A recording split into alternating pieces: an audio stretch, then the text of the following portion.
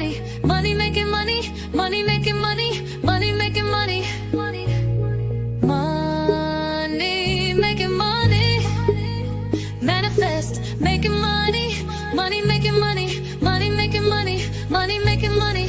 I ain't stressed, making money, money making money, money making money, money making money. Gratitude is my attitude. I'm making money moves. Jewelry in the safe, piggy bank on full. And I'm living life abundant. I'm making money fast. I'm a money making magnet, making cold hard cash. I'm making money. Oh, I am blessed. What's up, everybody? Welcome to the Alchemizing Energy.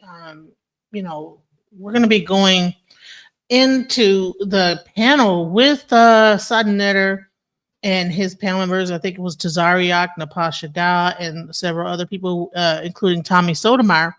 And they were discussing relationships and, are men more abusive than women? And it got really, really interesting, to say the least. Now, I also want to make a statement. I have been kind of joining other people's panels and kind of like sharing their content. One particular is with Witch Doctor, and it kind of got really weird the other night. People kind of like begin to like gang up on me. I have decided that I'm going to kind of curtail joining certain people's panels because I think that when people don't respect, your position, I think that people were saying I overshare. But there's a reason why I overshare. I just want to just address this real quick before I get into this next video that I'm about to go into. There's a reason why a lot of times I overshare. Because I've been through a lot in my life and I feel that people can learn from my mistakes.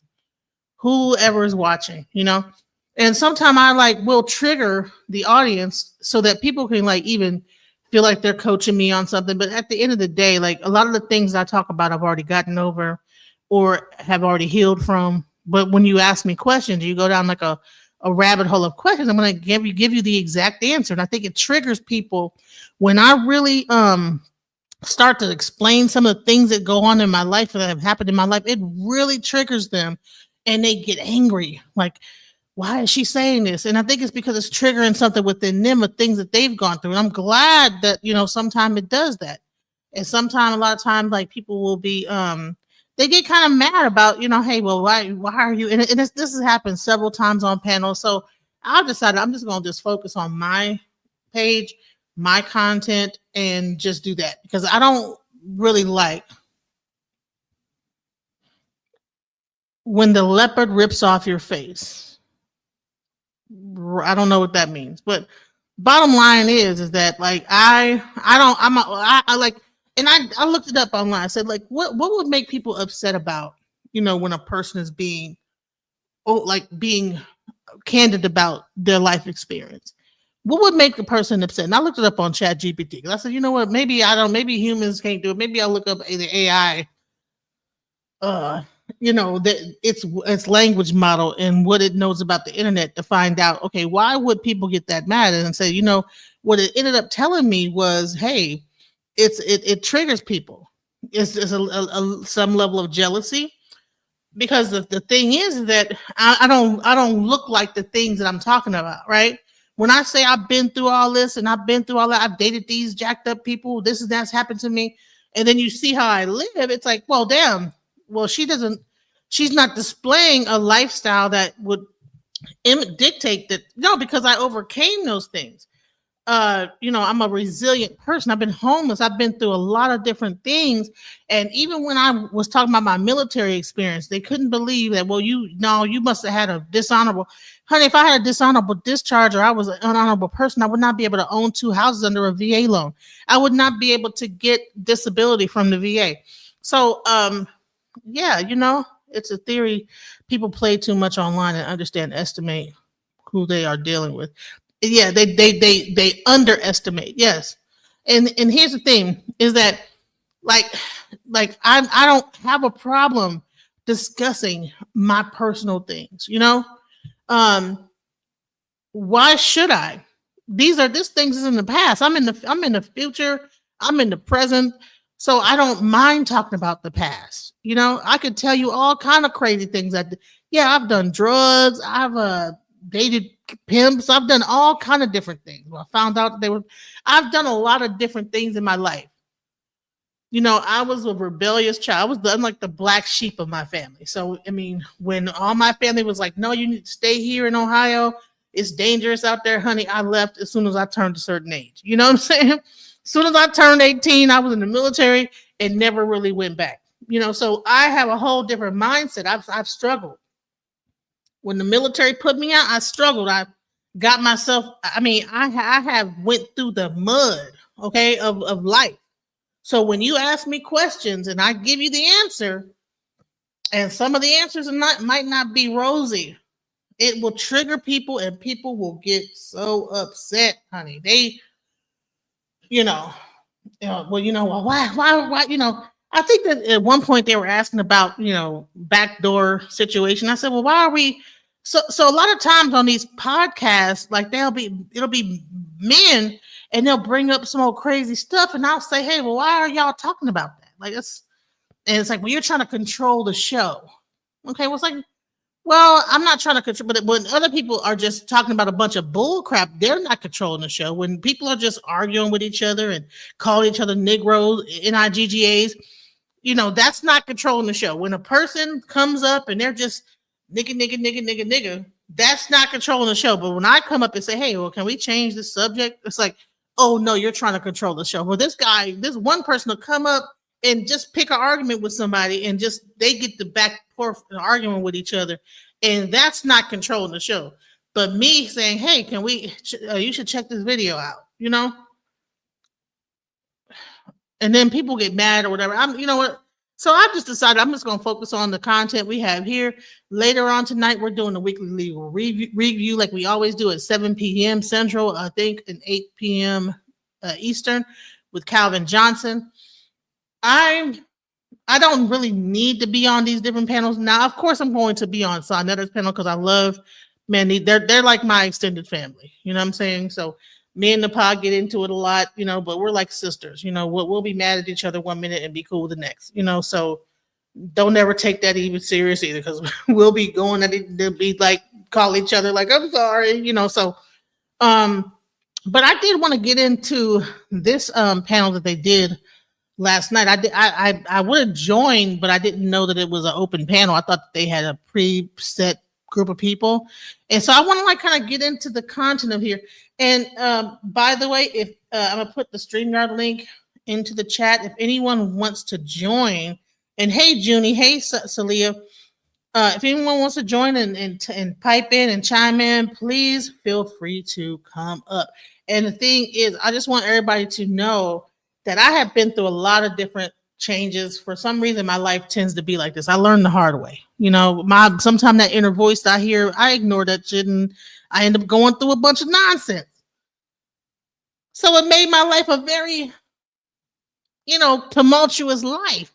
So when you ask me questions, it's a rabbit hole here. Because I didn't went through it, okay? Because I'm hard-headed, So let's go into this live here where we're discussing SaaNeter and his panel. I'm glad that he brought this up. Are women more abusive than men? Okay. You know what? Why?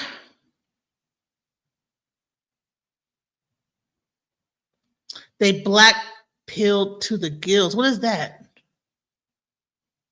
What is black pill? I don't even know what black pill is. But yeah, like, so, and I don't know what black pill is. I know red pill. I don't know what black pill. So it's interesting because I've been going on there for a while now, actually, even with the fatty thing, I was up on Fatty's thing before he became really popular with all what he was doing. I was like, because I get on YouTube and I get on all these different like places. I go on Chaotic Truth because I like to like kind of like sharpen my steel, so to speak. If I don't like to be in a echo chamber of my own or only hearing my own voice, but I think I need to just focus on my own voice, my own channel over here, and not be just joining in panels and discussing different things with others. Let me go over here and focus on the people that come to What is black pillar? I don't even know what a black pillar is, honey. I don't know what that is. What is a black pillar? I don't know what black pillar is. But let's go into this video. And then when you want to come up and explain what that is, I never even knew. I don't know what that is. What is black pillar? Okay. Now you done got me because I'm trying to focus on trying to bring up the video and you what is a black pill? Black pill. Omega virgin accepted futility and fighting against a feminist. Misogynist incels and male supremacism. So what is the difference between a black pill and a red pill? I thought that red pill was that. Okay, hold on. A person who has adopted nihilistic and often far-right philosophy, especially an incel who believes men dating success is determined poorly by their physical appearance. Okay. Okay. So I don't know if that's what they are, but I do know that the conversations that are had a lot of times, I don't think they'll say that is not a red pill thing. Like the guy, witch doctor said, well, we're not a red pill place. So that's why I didn't think it was a black pill place because there's a lot of married men on there. Okay, you don't have to. I'm looking up. Okay, so it's a lot of red pill, but here's the thing: red pill men, because he says that the plant channel is not a red pill channel, but all of the talking points are red pill, and they tend to like women fighting amongst each other, and then they like to kind of come at women a certain type of way, and then ask a certain line of questions. And when you answer the question wholeheartedly, it's and then the women get mad because you're answering the question. Well, I'm not over here worried about me answering this question. Who gives these people ain't paying my damn bills. Red pill is normal guys and blue pill guys love women. So red pill is normal men, blue pill love women, and black pill hates women and are nihilistic and stuff. So that's a black pill. But the thing is that a lot of the people that are watching this are married. That's the part I don't understand. Why is it that you get married men that get on these panels? And we're going to also see here, I think Tazariak's married. I think that Tommy Sotomayor might be married. SaaNeter's just running a panel. So I want to really get into this because I think that it's really weird how men see stuff sometimes. I also don't think it's weird how some women see things. It's I don't agree with hitting men. I don't agree with a lot of stuff. So we're going to let's just go into this video. Let's go into it. Are men more abusive than women? Let's go. Some of us might get emotional. I think some of you brothers are more emotional than the sisters too at times, especially some of you Israelites. Y'all can be emotional as hell. Not ISUPK, but I'm talking about some of you other Israelites out there. I've witnessed it all. I've seen you, man, get way more emotional than the sisters. So the topic is, who is more abusive when it comes to men or women, men and women?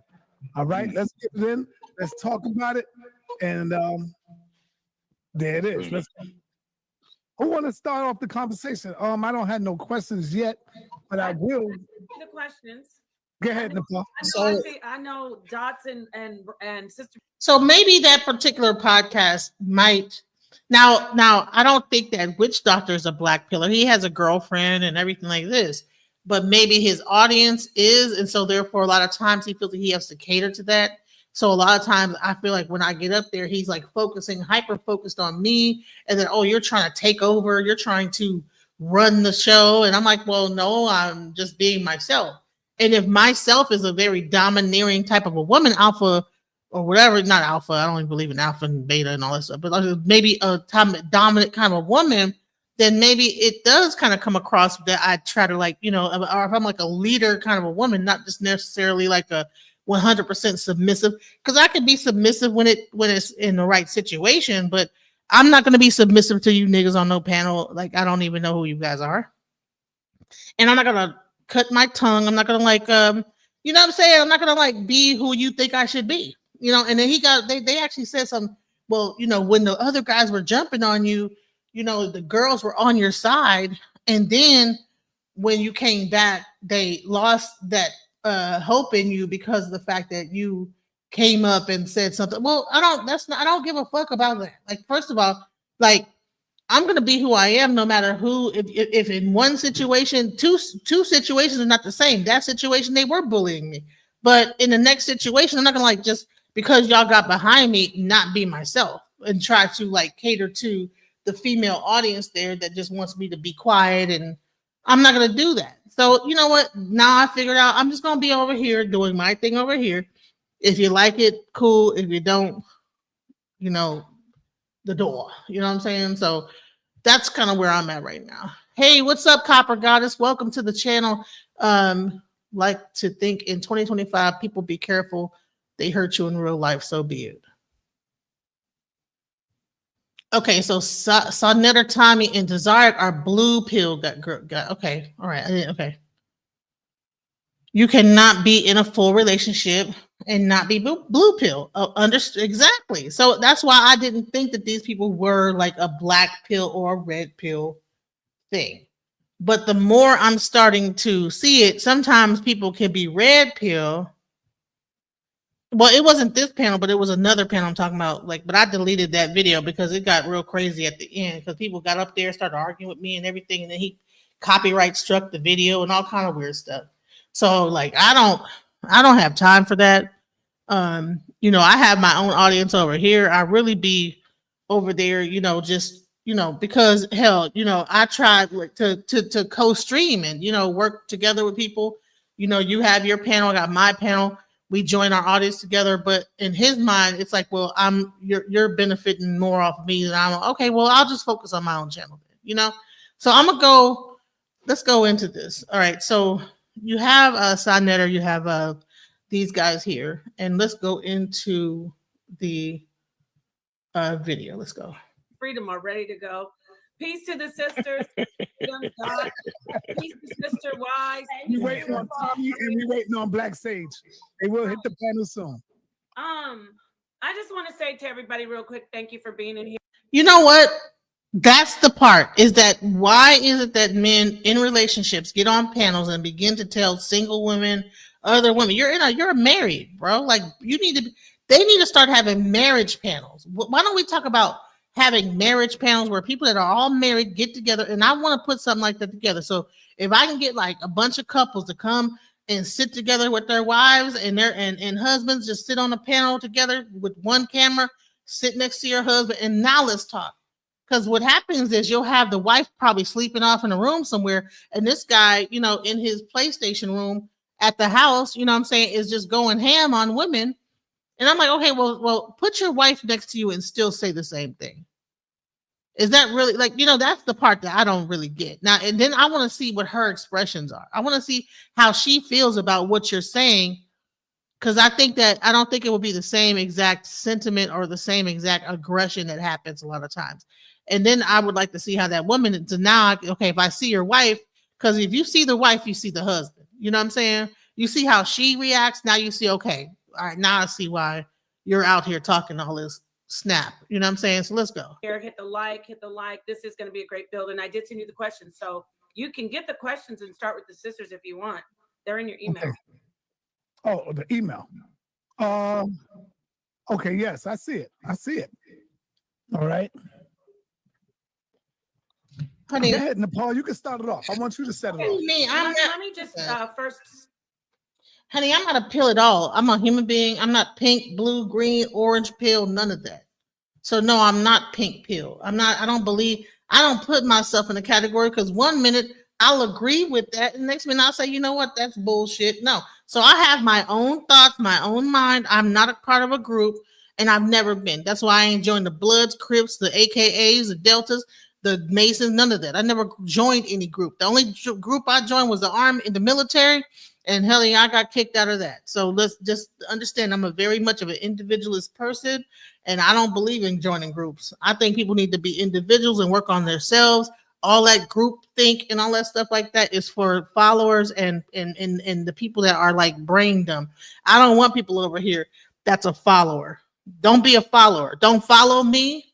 Uh, and even the people I bring up onto my channel tell you go do the research. I don't agree with just a echo chamber or my thoughts are only correct thoughts and whatever. Listen, do the research. You can come up here and prove me wrong and tell me I'm wrong, and I'll listen and say, okay, well, let's do some more digging deep into it. So I don't think I'm a pink pillar. I'm not even sure what the fuck that is. I don't believe in all that. I think that people are jumping off into these groups. It's like a gang, and it's stupid. Let's go. Start out and say this is for building, not tearing down. With that understood, SaaNeter is the one who had the idea to do this particular stream. You know what? And I really appreciate it. What is my ideology, though? What is my ideology? You don't even know what my ideology is. My ideology changes accordingly to the person I'm dealing with. You don't know. I'm a Gemini, honey. You never know what you're gonna get. Box of chocolates, honey. You never. It depends on how I feel that day, and it might change each from minute to minute. You know what I'm saying? You can't put me in no category, sir. I'm not no pink pillar or nothing like that. I mean, it's not disrespect, but the fact that you said no disrespect means that you must have felt it must be disrespectful because you would put me into a category that I don't ever subscribe to. I've never subscribed to any pill group or nothing like that. So whatever. I don't agree with that. I'm not a part of no group. Who is more abusive when it comes to relationships? Let me just ask the first question, get this going. And I'll start with Dots and we'll go around to the ladies. If Captain doesn't mind, we'll save the best for last. So we'll get to Captain for last. Okay, so Dots, is hitting in a relationship ever justified? And if you say no, what do you say about hitting your children in disciplinary situations? So please answer that for us. Okay, so good evening, everyone. Peace to the chat, peace to the panel. Thanks for inviting me up on a panel. I think that so it depends on it depends on where the hitting is taking place because we're grown people here, right? So like on one side of the thing, right, there's some piece to where, Hey, what's up, MJ? Welcome to the channel. How you doing? Hey, sweetheart, I'm doing fine. I'm not even going to be long. I will make sure I replay everything. I started to leave you a message, but I just figured, since you're live, let me just go ahead and ask you. I want to interview you on my channel. Feel free to check out my channel. Okay. And yeah, I would love to interview you. I didn't say it over here, but I said it on somebody else's channel that I had a lot of respect for you because I remember you from a lot of different things, but I remember when you were on the blue couch and you were, speaking up against certain things that happened with the Nature Boy and everything. And so I really want to interview you and I want to welcome you to our sector. I have a small channel, but I just wanted to make sure I had a chance to do that. I met you at DJ Witch Doctor. People call me MJ, but my name is Mahogany Roots. And so yeah, I've actually worked with Nepal and SaaNeter before, so I definitely will come back and replay this. Do you have any questions or anything? Oh yeah, for sure. I would definitely love to do the interview. What kind of subject are we gonna be? What's your channel? That's the main thing. What's your channel? It's Mahogany Roots and MJ. I'll type something when I get down. That way you can check it out. Yeah. I might go. I might even bring it up here. What's the main subjects on there? Do you talk about relationships and stuff like that? Oh, I've changed. I actually started out in the conscious community with just watching a lot of the debates that SaaNeter had with the Hebrew Israelites and stuff like that. And then I somehow stumbled into the manosphere, but I've never been manosphere. I won't say I'm anti-manosphere, but I do what I feel is constructive criticism of the manosphere. So some people say that that sector is the adjacent manosphere sector. Um, and so now I've kind of varied off, started doing my own thing because I felt like a lot of the topics were toxic and it really did not, it's not my life. So I have been doing celebrity news, but I've done a lot of classic interviews in the past. I interviewed a lot of the manosphere men and ladies. So I'm my own person. I'll put it to you that way. Hello, that's who I want to have over here. Please do listen. If you're looking for someone to follow, I don't believe in following nobody. I think that each individual has something valuable. They have their own story to bring to the table. And it should not be a matter of I'm at the top and everybody's at the bottom and y'all need to follow me. I don't believe in that. Now, I've been on some panels. I'm like, is this a cult? Uh-huh. You Yeah, know, yes, it's people mhm. get into this and they begin to like look at this person as their leader. I'm not a leader. I am a leader, but because I have a leader mindset, but I don't want to be around a bunch of followers. I want this to be where the leaders are. Okay. Having a leading conversation. People that know the information. I don't want to be around a bunch of people that are like looking for someone to look up to and follow. I want people that's looking to lead to come here and learn from other leaders. That's right. That's Here right. it is. Here it is. That's the right one. I think I put the wrong. My bad. It was. Don't look at the other one I sent you. It's this one. Mahogany Roots and MJ. Shouts Yeah, out. that's oh, thank you. And you'll see that I'm pretty cool, but yeah, I am not a group. I once in a while I hit people's panels just to cause a little bit of ruckus. Or like you said, to give a difference of opinion because I'm gonna be honest, a lot you are absolutely right that it's a lot of good old boy and it's a lot of clicks and it's a lot of basically what's going on, sweetie, is that the sector is so small. You got everybody grasping for the attention of the same subscribe. Like a lot of them have the same subscribers, so it's like everybody wants. So I saw the angry man thing. So like with him, everybody's kissing his butt. Nobody, a few people here and there will tell him about himself, but everybody's kind of kissing his behind because of his subscriber count. But I remember when he didn't have those subscribers. Okay. I remember a lot of things. I remember when his wife came on live stream and, basically told his ass to get off the internet. So, but nobody talks about that because they all What? what they did. Show me that video. Yeah, child is down. He took that thing down, but I got my ways, honey. I got my ways. My son is girl. I'll be back. I got to take my son somewhere, but I will definitely come back to you. Yeah. And then, like I said, later on, we're gonna be doing the weekly. See, I do a lot of different things. That's why my channel doesn't really hit that hard or get as many views because me being a Gemini, I jump from subject to subject in moments. I might be talking about relationships for a minute, and the next minute I'm talking about police brutality. So I don't have a specific lane. I'm like just laser focused on. I will talk about anything.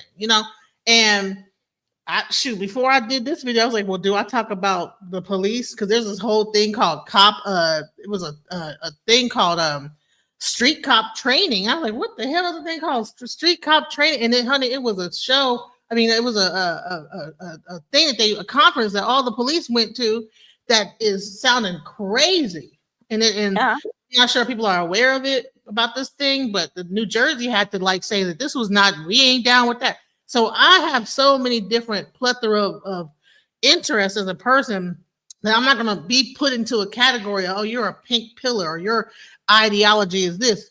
Because one minute I can be like, oh, okay, well, yeah, I don't think that this, but I'll be like, okay, but this right over here, because I mean, I just grew up and been through so much different stuff that I just don't have a specific lane I'm in, And I want to people that are well-rounded, not just only on one subject all day long, Yes, we're going to talk, but me and you have a lot in common. I'm a Gemini too, but I better go before I'm late, but I'll come back by. All right, much love. We're going to go through this whole SaaNeter thing. Hopefully you listen to it on the way to where you're going and have a great Sunday. Good. I hope I see you soon when you come back. Yes, ma'am. Okay, and this is our channel, Mahogany Roots, and MJ. Please subscribe to her channel. Much love to her. So let's get back to this, and I'm glad that she came up. That was beautiful. That's what I'm talking about. We need to have more camaraderie. It don't have to be argument based and stuff like that. I want people to have intellect over here. I don't want to be, man, we can get into arguments, but it have to have some kind of intellectual basis behind it, some kind of facts or nothing, just like not just arguing for the sake of just going off on each other and stuff like that. Yes, it was. That was beautiful. So let's go. We're going to talk about men hitting women. That's the first subject. Let's go into. So people may like that type of thing when they are intimate with their partner, right? And so it works there. But in terms of being abusive and putting your hands on another person, period, is very dangerous. It shouldn't be tolerated. But I also feel like, especially being a mom of sons, also, I think sometimes females, we can take advantage of the fact that we're a woman in a sense, because if we're putting our hands on a man and we just expect them to take it, right? And then if he defends himself, it's a problem. So I think it's two-sided. There's never really anything clear cut, but no, do not put your hands on me. I'm not putting my hands on you. And that's just how it should be, unless it's in a bedroom and we're having an intimate moment. If that's how it's thing. Okay, so yeah, we could get into talking about domestic discipline, which is separate from this. So I'm glad you clarified that. What about corporal punishment for your children? Is that ever okay? You mean like, of course, like I think everyone has a right to raise their children how they want to raise their children.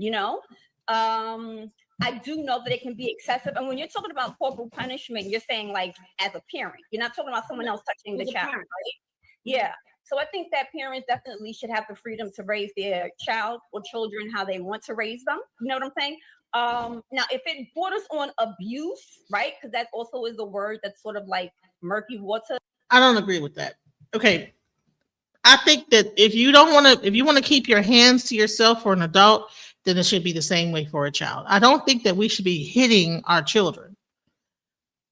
Unless they are doing something and you might have to grab them from doing something that's going to hurt them, or maybe tap their finger, whatever, don't touch that or whatever, to move their hand out the way. But to hit them, my children, I have never hit my kids, except, when I was younger, I did have, with my oldest daughter, I did have the moment because I had to deprogram myself from actually spanking and stuff like that. But it was one time where I kind of got mad and I pushed her and she fell into the wall, and I realized, hold on, no. And her way her eyes lit up, it was like I felt terrible. And I realized I had been able to successfully parent just with my voice alone. My kids are not, they are A and B students. They're good kids. They're not out doing crazy stuff. They're not twerking or doing nothing like that. Just because I'm able to talk to them, and I talk to them a certain way, not to diminish them as a child. I talk to them like I would talk to a regular human being, and it's very effective. When I raise my voice enough, that is more, they get more bent out of shape. If I raise my voice too high, it's like I don't even have to hit them. Right. Lead with respect and not fear. That's a bar right there. That is a bar. Hold on, I'm going to give you something for that. Lead with respect.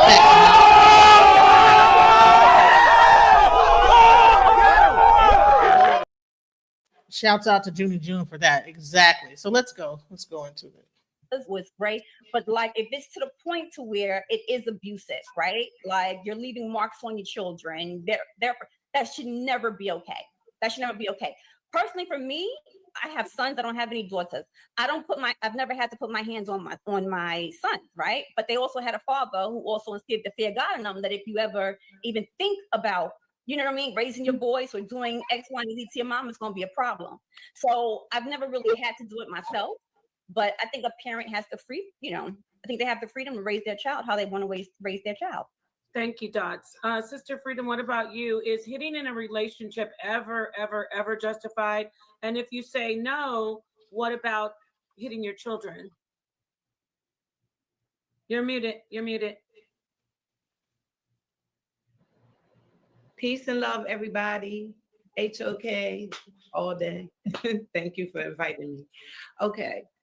I'm going to say no, absolutely not. Hitting is never a necessity in a relationship.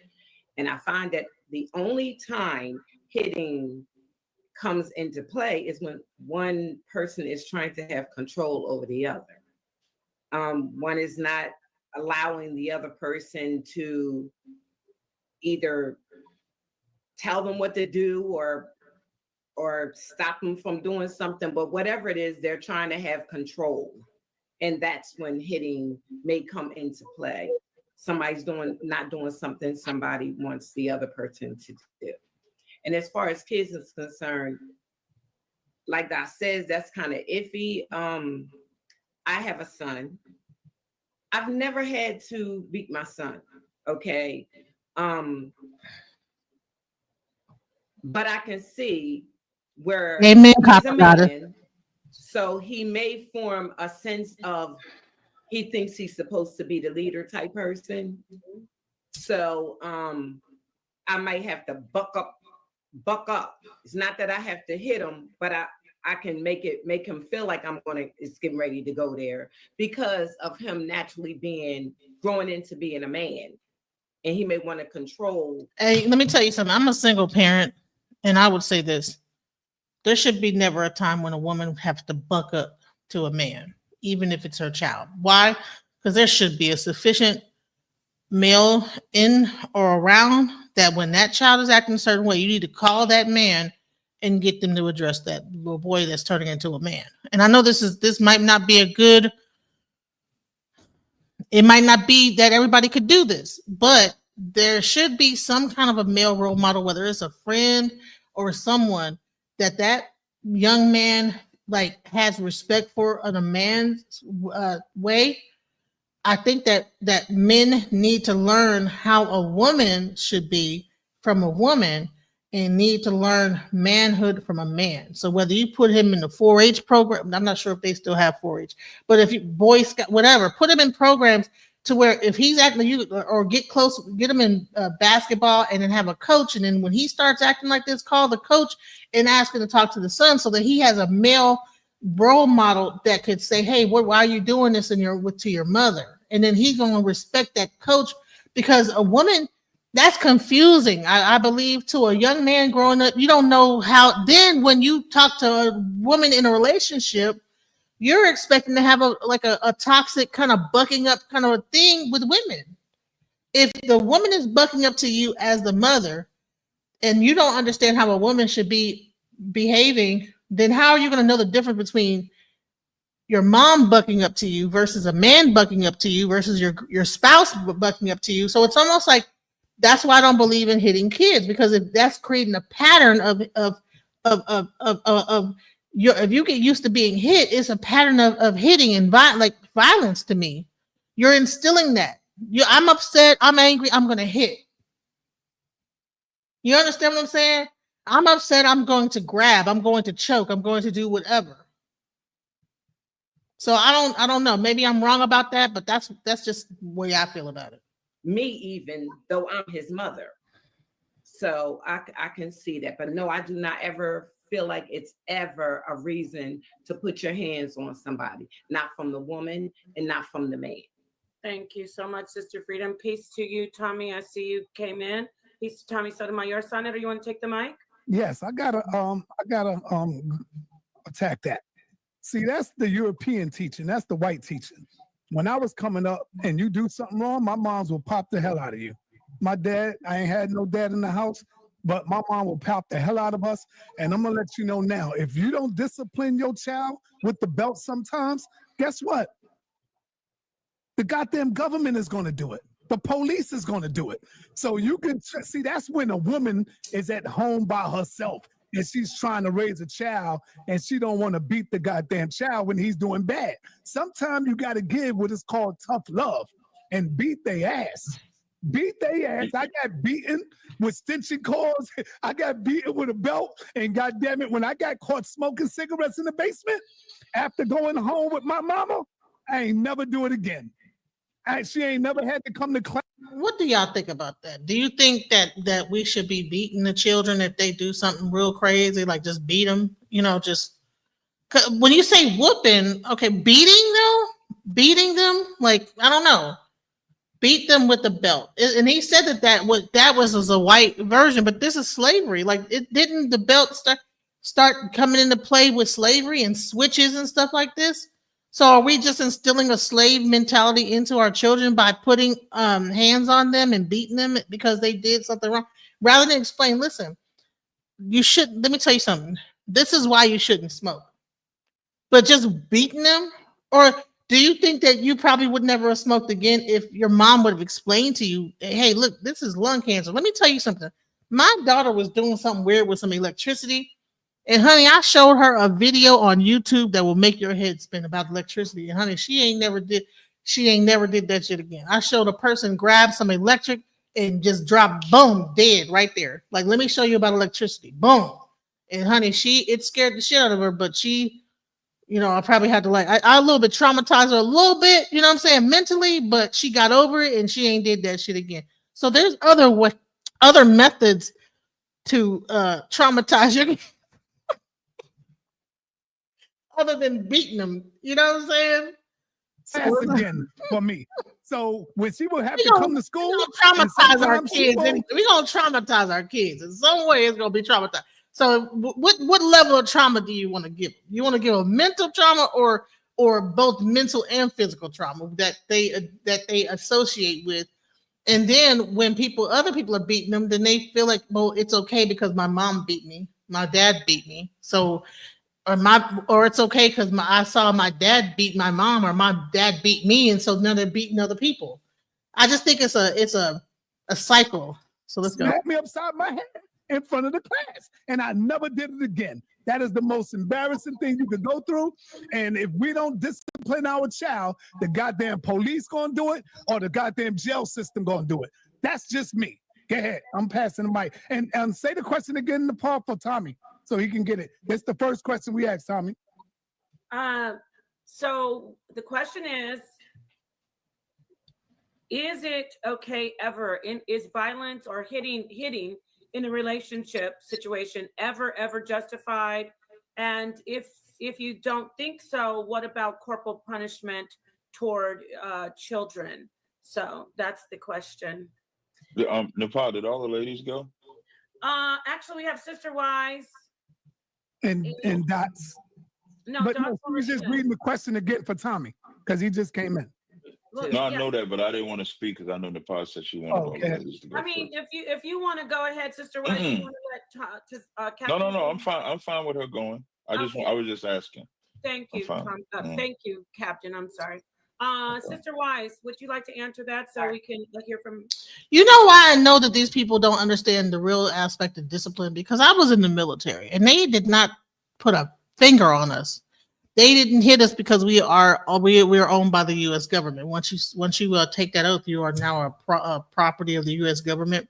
So everything that they did was more to maintain us because of whatever amount of money they spent on our training and everything like that. They had to maintain the asset. We are no longer a human being; we're property. They never put a hand on us, but the mental stuff that they made us, the mental of it was so extreme that they didn't have to. They would do some push-ups. Honey, I saw Dad make him do the Cisco jumps, like the "tell me what you want," where they just jump it back, and made his son do that left and right. You know what I'm saying? And had to do that for and kept playing the song, and boom. He building up his leg muscles, and he's dancing and learning how to dance and then the dad's talking to him. Tell me, he just what's that thing? That little step hop, honey. He did that to his son. He ain't had to put his hands on him. In the military, honey, they make you do push-ups, make you run, make you do this. They yell at you real hard, jump in your face, make you think they about to hit you, but they don't put their hands on you. So if it's abusive to the military, which are meant to fight and go out in war, why would you think it would be not abusive to children? Think about this. We give more reverence to adults than we give to our own children that are learning from us that we are supposed to love. Let's go. Other panelists?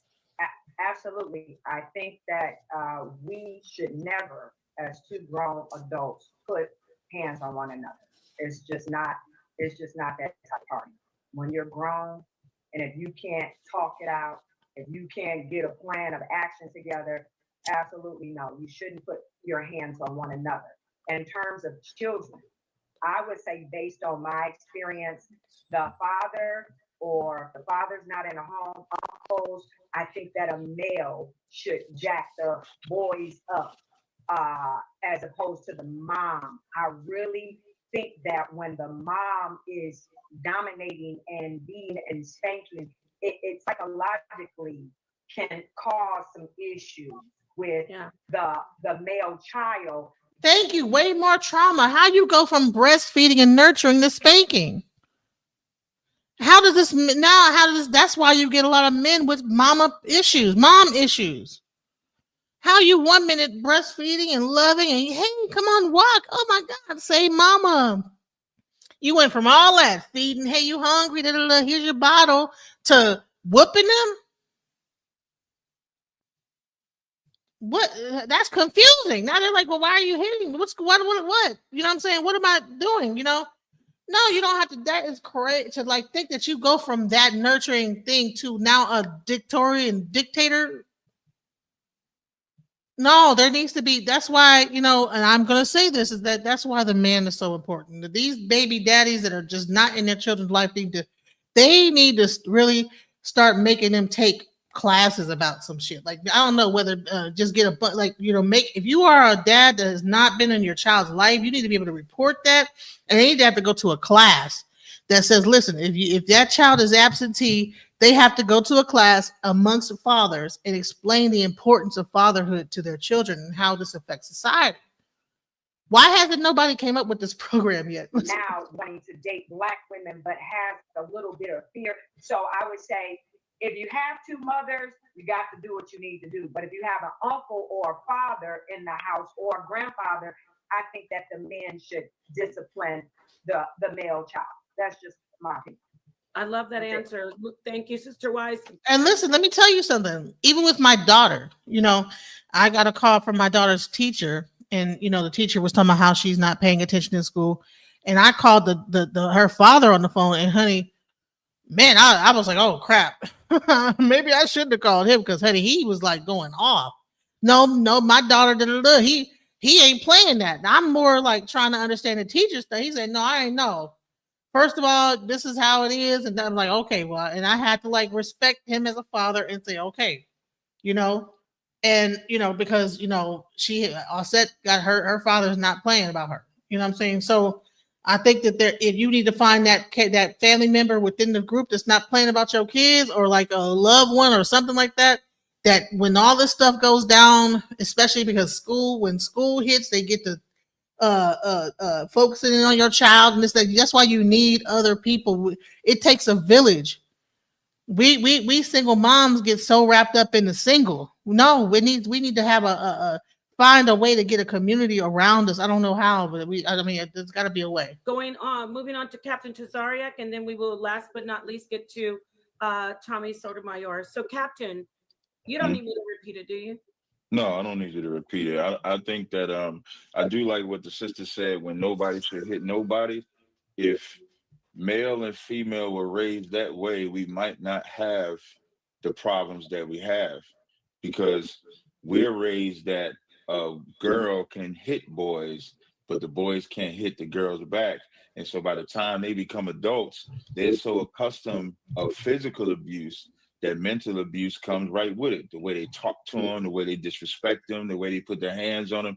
And the minute a Black man says the B word, if he says the N word, if he calls you anything, if he defends himself and strikes you because you wailing on him, he's immediately a victim. So I think we got to be careful with that. And then the thing with the parents, that's why I always go back to, you got to be careful with who you have children with, because once you become a single mom or a single dad, you are now handicapped. The reason why single mothers are handicapped, because single mothers are not disciplinarians. You can't do the job no matter how much you try. That child is not going to look at you like you're the discipline authority. Just like, because how could you go from nurturing to discipline? That is weird. There's a certain level of woman does discipline versus how a man does discipline. when you are nurturing your child and then now you're trying to what, deep voice the child? Like, so at what point women nurture and discipline differently than men do.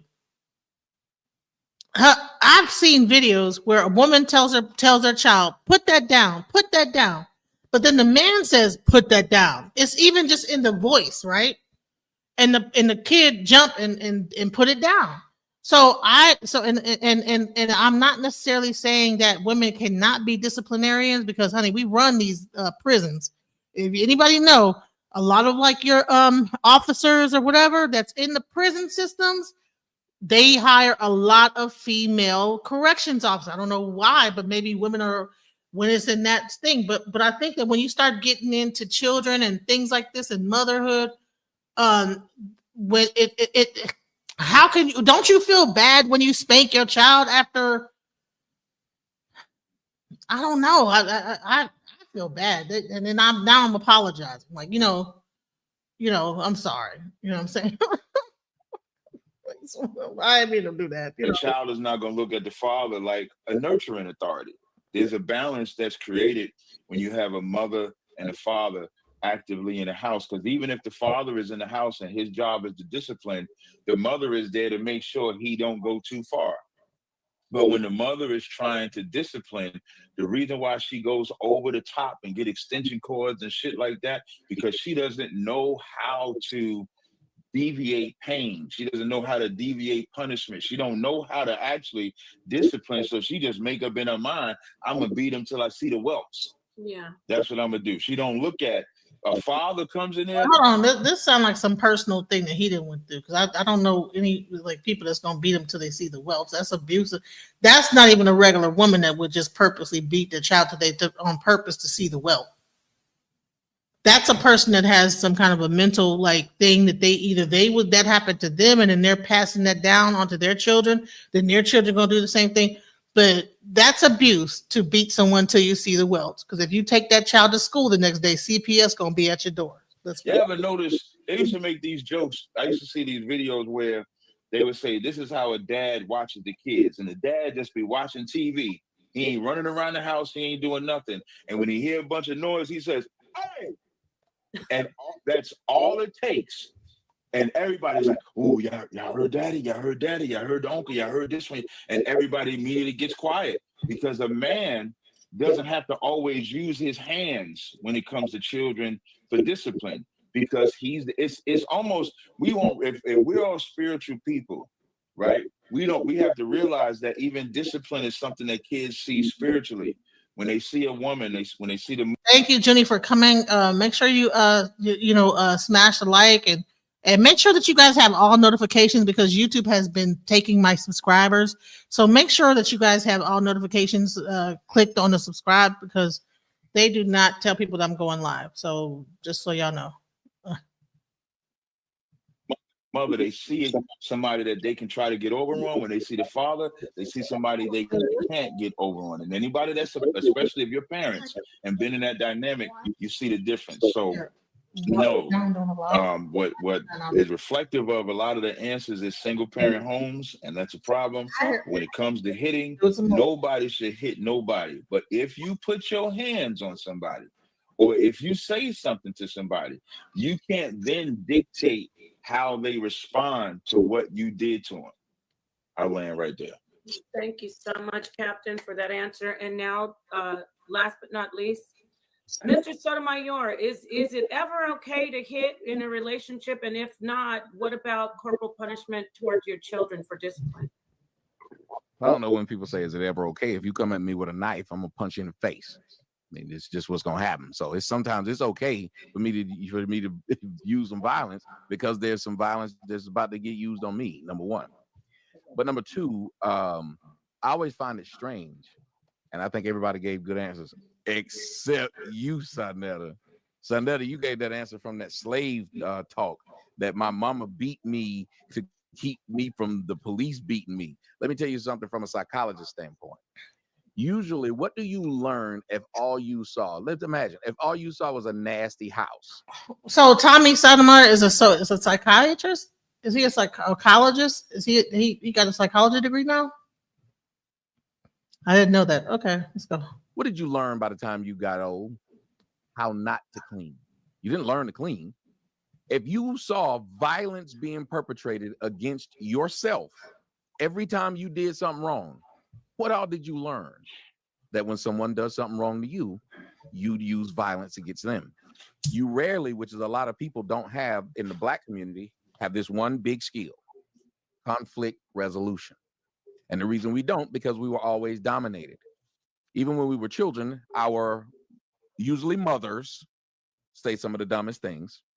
Children are to be seen and not heard. So you're going to tell me this person went 18 years and never were heard, and now they grown, they're supposed to go out into the world and know what to say. Well, they were never heard.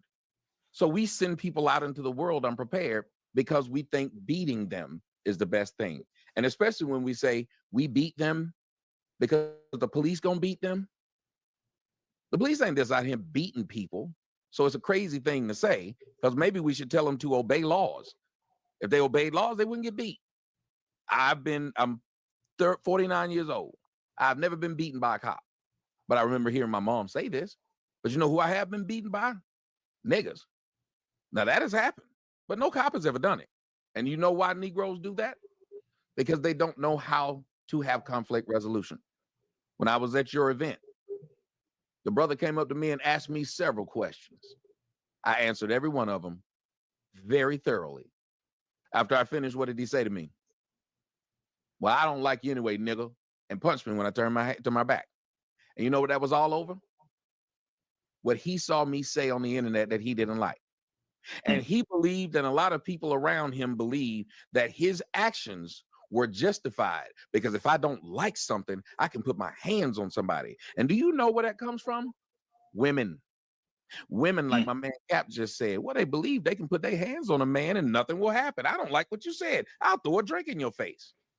Men do what? Why? Where do we get this thing from? As women, you know, men is the first ones to be put in hands. So when men even train up their little boys, they're very physical.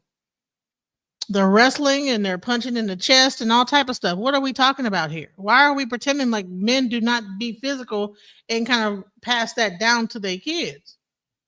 And then we women begin to do the same thing because we think that's how you're supposed to raise up a child, because we see other men doing that. And we think, I got to toughen him up. I'm going to punch him in his chest and do this and make him hard. So I don't know what he's talking about here. Let's go. All know that if we do these things to a man, especially when we by ourselves, it's going to be a bunch of scrapping, and ain't going to be nobody that'll save us. So that's why you didn't see me get hit by myself standing there with that man. And that's why you didn't see him stand up and put up his dukes, because he did like what a woman does. They hit you, and then the crew come and save him when you get ready to beat her up. Maybe we should keep our hands to ourselves. There's been some wonderful answers, and I'll wrap it up with this, though. When it comes to a relationship, I think it's a funny dynamic that we as adults believe that if children do something wrong, corporal punishment fits, we should beat them. Well, what is the thing we know about children? Children are just learning life. They don't know better. We say, I told you to clean up that room. You didn't. I'm going to whoop your ass. Cool. Well, lady, I told you to have my dinner ready when I came home, and you grown as hell. You done lived way longer than this child. So shouldn't I be able to whoop your ass because you didn't do what I said? Okay.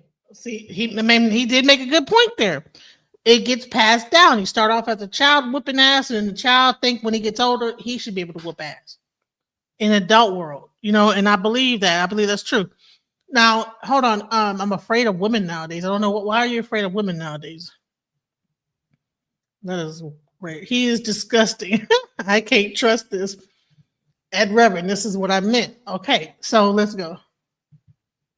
You didn't clean that room, and you knew you were supposed to clean that room. You a grown woman. So I can beat a child because the child didn't clean the room. I can beat a child because they didn't follow my orders. But because you're an adult, I got to keep my hands on myself. Well, last I checked, in boxing matches, they try to match up people who are closest together for fights. And I wasn't close to that child, so I should have been putting my hands on that child. But you and me about the same size, lady. So I should be able to get you in the ring. So if you don't want me putting you in the ring, quit putting your hands on that child. How about raise children that understand what you're saying, comprehend what you're saying, but ultimately have enough respect for you to follow your rules. So you don't got to put. That's a good point. You know, shouts out to Tommy Sotomayor for that. That was a great point. You know, I don't always agree with what he got to say, but you know, that was one. He was right about that. I'll show you. So let's go. Your hands on them. Yes. Whenever somebody want to chime in, just throw your hand up. Right. What I want to say, Tommy, it was so much confusion that day. When that happened to you, I immediately stopped my program. The building was crowded. And I don't know if you've seen it or recognized it, but I immediately stopped my program. I didn't know them dudes from Baltimore. I came out there, I put myself on the line too. So I came out there and I immediately did my best to protect you. What did I do? I grabbed you, I pulled you upstairs. You know the balcony, Captain, where Genuine Honda sits at the national theater. So I came you did your thing. I'm saying those guys because of how they were raised. I came out there. I made sure that we was able to take you upstairs and secure you where nobody would be able to get in there. I didn't have Captain in them there that day, I don't think. No, we wasn't there. They usually be good security. Yeah. That wouldn't have never happened if I had Captain there, you know. But now let me harken back to what you were saying, Tommy. I would say this is that a lot of people are trying to diversify their channels and not only have that's probably why she did that. So I don't know.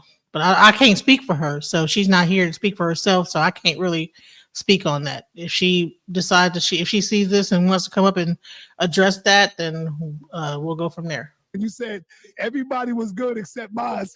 So I gotta address that.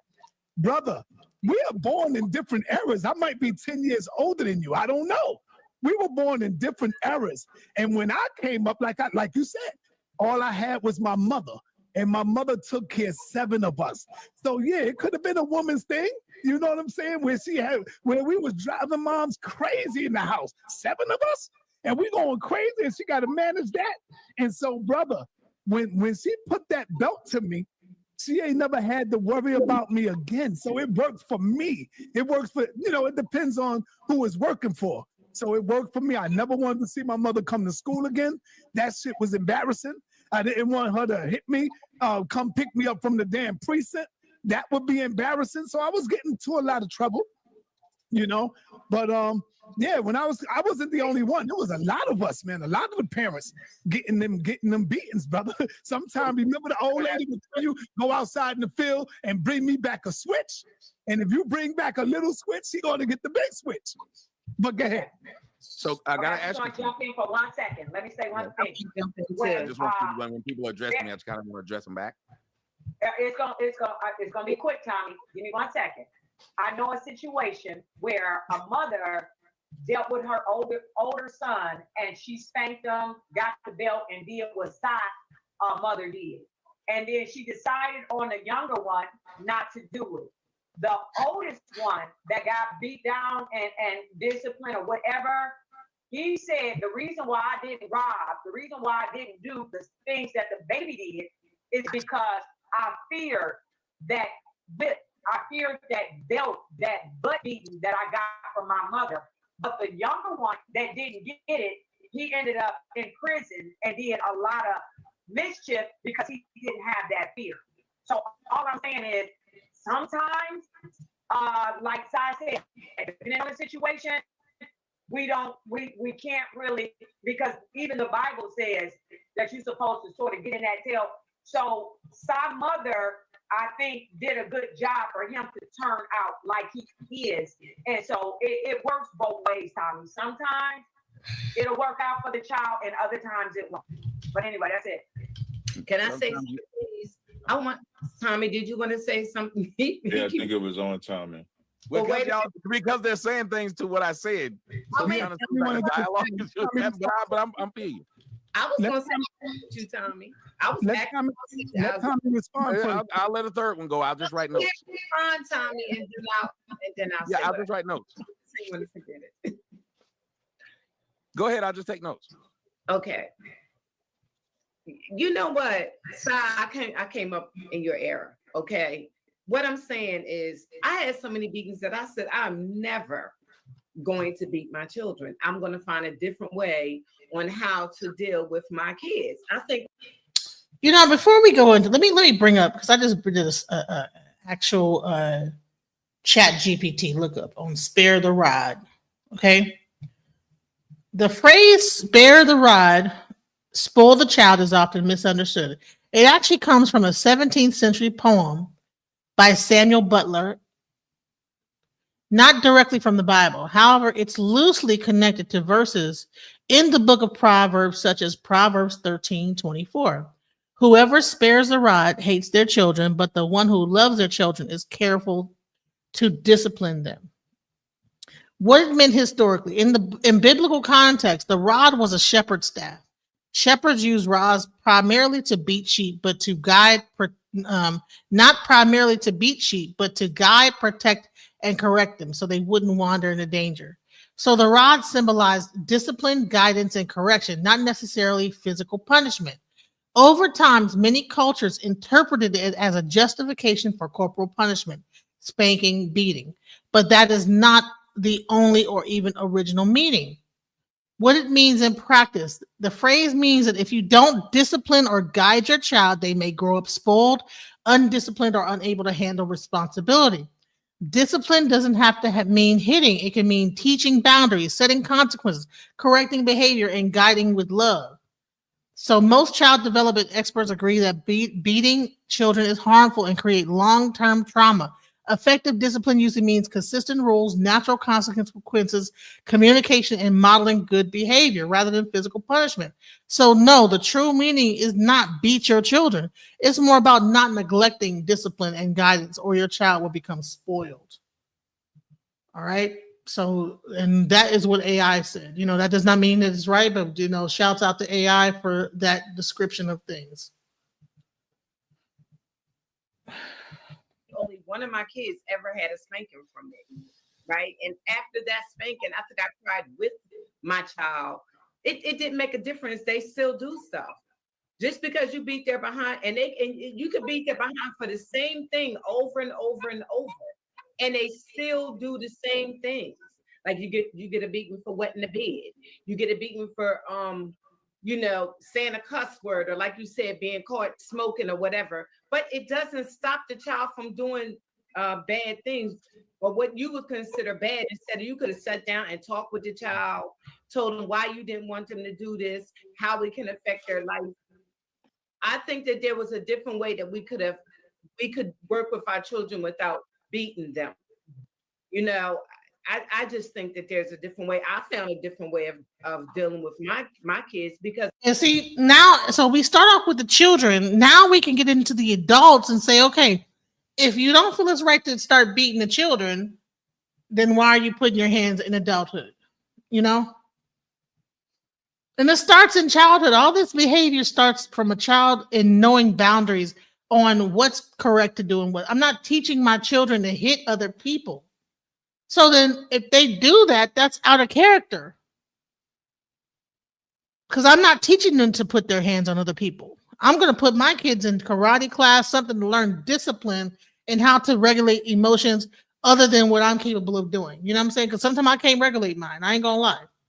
I have to step away sometimes. So I know, even though you beat them, they still going to pee the bed.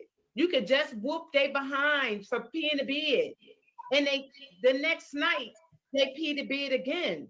So it don't always work. And you just think about your own life when you grew up.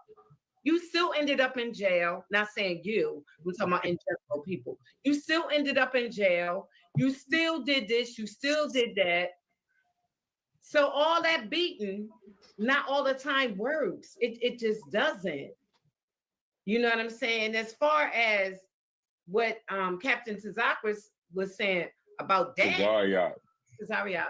I'm sorry if I didn't pronounce it. That's because I'm getting tongue-tied from talking. But it was Big Mama that walked in the house. You know me, you be good. When Big Mama walked in the house is when everybody was scared. When my growing up, when she walked in, everybody was like, "Oh, here come my mom. We gotta get it right." Because she was the one who handed out the whoopings, and Pop was right there too. But it was always Big Mama that handed out the behind whoopings. So it's kind of a difference right there too. But that's all I had to say. I agree with mostly everybody, but Okay. All right, go ahead, Tommy. All right. I'm gonna give y'all 2 words: recidivism and calluses. Hopefully y'all know what they mean, but if you don't, callus. Typically, you will get a callus on your hands from what? Doing repetition of hard work, labor, or activity that is repetitive, which then teaches your skin to be used to it and not have the pain to it anymore. Recidivism means that your ass keeps going back to jail. You got out, you went back. You got out, you went back. Now, Black folks keep thinking that, well, I know this guy and he got beat and he said it made him not go to jail. Well, I know plenty of people in jail who said, yeah, I got my ass whooped. I just didn't listen to my mama. So when we say these things, y'all saying something like a coin flip, except for the difference is the coin falls more times on getting my ass beat didn't stop me from doing what it was I was doing. Because if that's the case, then we might as well let the cops whoop our kids' ass. If y'all logic is beating will stop a person from doing it, then go on and let the cop do it. Then let the teacher do it and let the neighbor do it. Let everybody beat your child so your child will become a good citizen.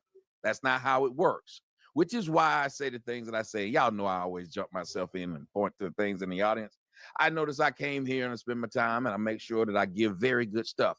But because a lot of the Black men and women that's raised in y'all's audience that get together to watch y'all have been raised by disrespectful and abusive people, the first thing they do when I walk into your show is to start being disrespectful. I'm Tom. I got mommy issues. That's how niggas like to talk to each other. They don't think that they can have a situation where they're not disrespectful. Why? Because they grew up in that. They grew up in the era of all we do is Joan. So all we do is try to get under other people's skin. And you keep trying to get under my skin. What did I learn from being in my mama's house or being in that house where beating is? To fight you because you just disrespected me. How many black fights, physical or death, has happened and they told you so and so disrespected me? So my thought of dealing with stuff comes from when I was a kid, a child, that if you disrespect your mama, you gonna get hurt. And the sad way, that's why I like when the young lady said, let me just say this real quick, is that a lot of learned behavior starts between the ages 0 to 6. If any child psychologist will tell you that your child is pretty much who they're going to be based on how you reared them up from the age from 0 to 6. Okay. So if you've been beating that child from 5, 3, the moment they could do something wrong, putting your hands on them, that's going to shape their personality. And so they will not have any qualms with putting their hands on somebody else. We have these people who, if they beat these boys with these women, they have a different thought of how women are. She said, Big Mama come in, that's the only people that they respect. I remember that. You know what? Let me address this comment. We're going in. So I'm talking about relationships and kids and corporal punishment. And somehow the audience is getting into white supremacy and, the ladies in the conscious community is sleeping with white supremacists actively. Where are we getting this from? Most ladies in the conscious communities sleep with white supremacists actively. Where based on where are you getting this from? I don't know. And then why is this conversation turning into a conversation not about what the subject is? We need to stick to the subject, because or we're going to change it into the conscious community and white supremacy. Are we going to do that? Most of the gentlemen in the conscious community are queers. Okay. Honey, there's most gentlemen across the country, quiet is kept. I mean, the gay community is growing by a landslide. So I don't know where we're getting that from. So yeah, that's off topic. And now we're getting into calling people queers and stuff. That's not what we're talking. We're talking about corporal punishment versus how we treat each other, beating on each other when we get older. And I believe it's a pattern that starts at the childhood and that ends up manifesting itself later on in life. If your mother is that you love all the way, love down, goes from nurturing to spanking to whooping to beating, then how can you get into a logical relationship from that point? Mama didn't have no respect for no man, but she had a whole lot of respect for for my grandmama. That's the only person I ever seen get my mama told. That's a bad situation when the only person can get a woman told is a bigger or older woman. What does that show boys? It shows boys they got to worry about what they say or how they say it. But women don't have to worry about anything. Why do you think when you have a conversation with these young women today and you try to point out some good direction to them, what will they tell you? I'm grown. Ronald, Nepal's not here to defend herself. Now, I did hit her up, and if she decides to come here and say something about what you said, then that conversation could be had. But I can't really speak on that because I've never been on her panel and seen white supremacists in the panel or calling people niggas. I've never seen that. So I don't have anywhere to context of that. So you have to excuse me if I don't know what to say about that. So let's go. Goes back to what I said earlier, because you told this person children should be seen and not heard. You know what that child learned? That as soon as I turn 18, can't nobody tell me nothing. Kanye West got a song like that. I can get to a point where you can't tell me nothing, which means I now cannot be told anything and I don't have to listen to anything. You give that kind of power to the weakest of your vessels, women, because they are the weakest physically. What they're going to do is do just like the 9th grade kid whose brother's a senior. Who are former sex workers? What are we talking about, Reverend? Who is a former sex worker? Are you talking about the people on the panel with these people that are on here? Are you talking about me? What are you saying? Or just black women that in the conscious community are? What are you saying, bro? Anyway, let's Reverend, come on now, y'all got to stop this in the comments. We're focusing on what's being said here. You know what the 9th grade kid always does? Pick on people who bigger than him. Why? Because his big brother gonna come save him. Women did not earn that power. The big nigga on the block, you know why everybody's scared of him? Because he whooped ass. He earned that title. Even in jail, you earned that title of not getting messed with. Women didn't earn it. It was given to them. They ain't beat no man. They didn't beat nobody. It's just men say, you can't put your hands on that female, which then makes that woman, like that 9th grader, want to put their hands more on other people because they believe there's this invisible mirror. I'll give you black folks right now. We love calling white folks crackers, fatbacks, all kind of stupid names y'all got for these white people. They still got one name for y'all that send you running. The N-word. Years, decades of the N-word. It ain't changed. They got one bullet loaded in their gun that will always send you off. But you spend your whole life trying to find new words to insult them, and they supposed to just listen to it. They don't get fired from it. You don't get fired from your job. You don't get a score. You don't get nothing that happens to you when you keep coming up with all these euphemisms for whites. Yet they got the one in the gun, and that they going to give it to you. You gonna be upset. That's why I talk about the people in the audience. Leave me the hell alone. But you won't leave me the hell alone because you think it's funny to do it. So then don't get mad why you hate me for all these years with all the stuff that I put up there, because it ain't mama issues, it's nigga issues. Y'all spent your whole life trying to be mean to people, so when people get a chance to be mean back to you, they do it. So the best thing to do is just leave me alone, because every time I hit, I go extra white. Anyway, that's the thing. Stop being disrespectful and abusive to people, and black people never learn that because we spend our time. Why do we always think this is only a black issue? White women hit their kids too. White women do the same thing. Latinos, listen, hitting each other and abusive relationships are not synonymous with black people. I don't understand why Tommy is so hyper focused on black people. This is something, but then wants to sit up there and I don't even know what he's doing right here. I don't understand what he's doing. What should men be able to put their hands on women, vice versa, and the children? Ain't nowhere in there we said should black men do this, but for some reason Tommy wants to turn the conversation to black men and black women. Growing up being abused. That's why I'm anti-abuse. Thank you very Well, much. honey, listen, Hispanic people, man, they have. You ever seen them talk about the chancla where the mom would throw her shoe at the child? That happens in Middle Eastern homes and all type of homes where they just take their shoe off and just like a boomerang, foul, hit their child in the head with it. Take an actual weapon, foul. And honey, I haven't seen situations. I've been a friend when I was a kid.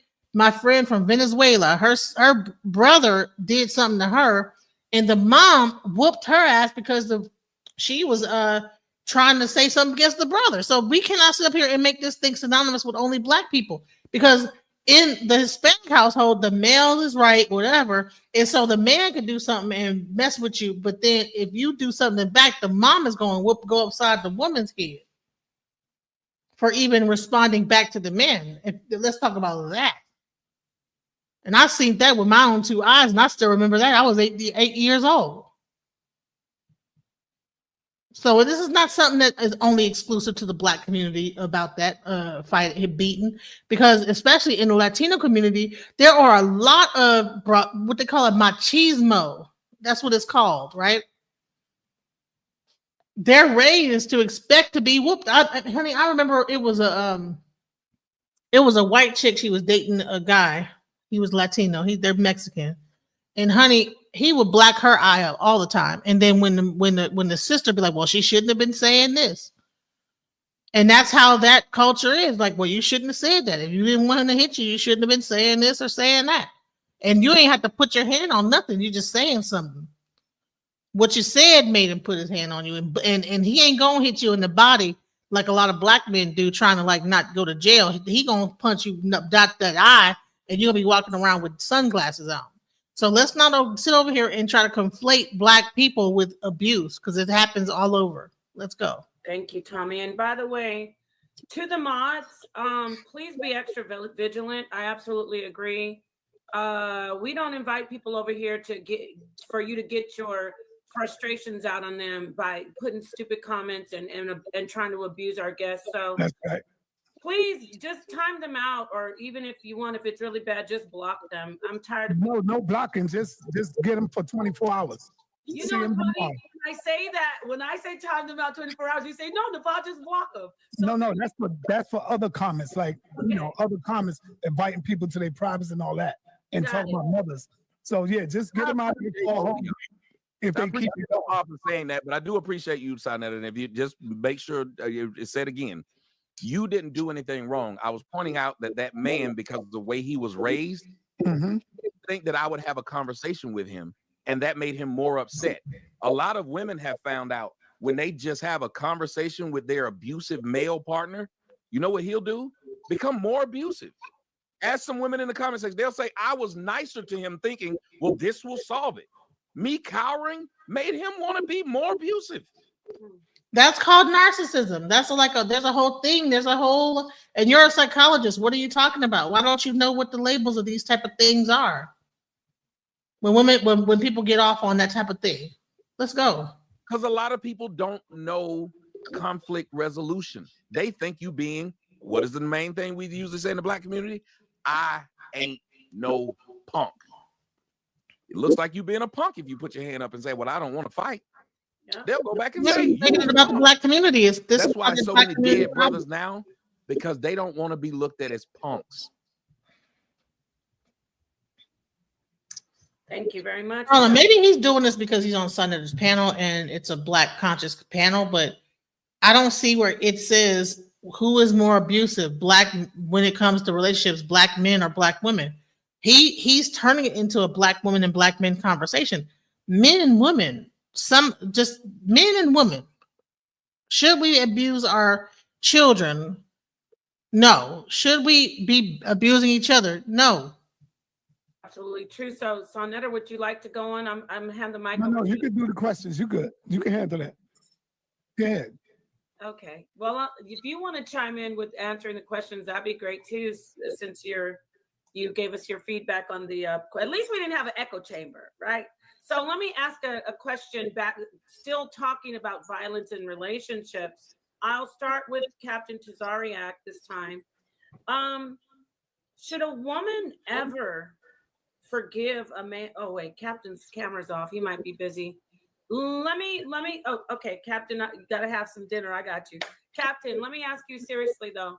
Should a woman in a relationship, in a serious relationship, is there ever a time when she should forgive a situation where there's violence that has been done toward her, not toward her mate, but should she ever, or she should just walk away from the relationship? Like we say, you know, don't ever let a man put his hands on you, leave. Is there ever a chance that she possibly stay and things would be reconciled? There's a lot into that, because let's say if she caused it, let's say if she put her hands on him and then he retaliated, let's say if she did something to him and he And the odds of her causing it are lower than the guy just wanting control. Because a lot of times the man is hitting the woman because he can't control the woman's mouth. The woman be saying, and he can't control his anger, so he end up putting his hands on her. Let's just be real.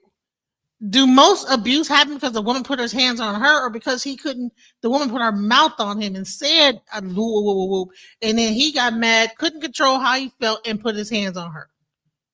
Why are we trying to pretend like there's all these women out here beating on men and causing him to react a certain way, and not that we are running our mouths, woo, woo, woo, woo, woo, and the man is like, if you don't shut your mouth, that's what's happening. That is by and large, it's about control. It's about like, dude, I can't control what you're saying, so therefore I have to like fucking physically restrain you so you shut your mouth. That's what happens.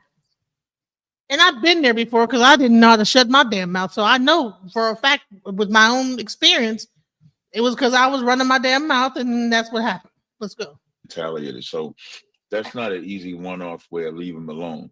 But let's say if he's abusive, what I would say first, sometimes in these type of conversations, this is the importance of understanding the individual that you're going to accept as your mate, because you got to be looking for signs of their abuse before you get with them. But now let's say if you don't know, if this person had just beat you for no reason, you might want to hold on. I also want to say that the walk off thing is cool, but you have some people that will block your way of walking off and all type of stuff. Like you getting into it or whatever, you say, "Well, I'm out of here," and then they like, "No, you know." So let's not pretend like you could just always walk off. A lot of guys they want to this certain things, or even women will not let the guy leave, like that, which is kidnapping. When you don't let someone leave and you block their way to leave, that's called kidnapping. By the way, that's what that is. You can go call the police if someone don't let you leave. That's called there's a name for it. I can't figure out what it is right now, but that's a lot of time what happened. Y'all are in an argument. The person's trying to leave. You block their way. Don't let them leave. That type of crap happens too. So let's go into it. Let's not talk about like making. Well, it depends on what the woman did. If she might have hit him or did. No, she just running her mouth. She running her mouth, high pitch. The guy's getting irritated, and he want her to shut her mouth, and he gonna physically restrain her to get her to shut the fuck up. That's what happens. Stay away from that person, because if that person beat you for no reason and you accept him, you know what that means, right? He's going to beat you again, and that goes both ways. The same thing. If that brother accepts that abuse from a woman and you take it back, she's going to do it again, unless there's something in place that can genuinely stop the abuse. The abuse usually just keeps going. So I would always say stay away, get some counseling, get some help, get some assistance before you just go back, because then you're getting your behind beat. That's better than calling your brothers or your fathers or uncles to come and fight them and beat them up, and then you're going to get back with them anyway, which usually happens as well. So I'll stop right there. Before I move on, I want to ask you this part. Okay. I want to ask you something else. Mm. And I'll give this question to everybody. What about should I shouldn't say woman or man, just anybody. Should a person stay in a relationship if there's some verbal abuse that they cross the line? You like how I did that, Captain? Yeah, I do like how you did that. There's a caveat with that too, because we all got a problem with our mouth. Our mouth can set off. Like even I think it's James 2 and James 3 when it talks about how small the mouth is, but how much of a fire it can cause.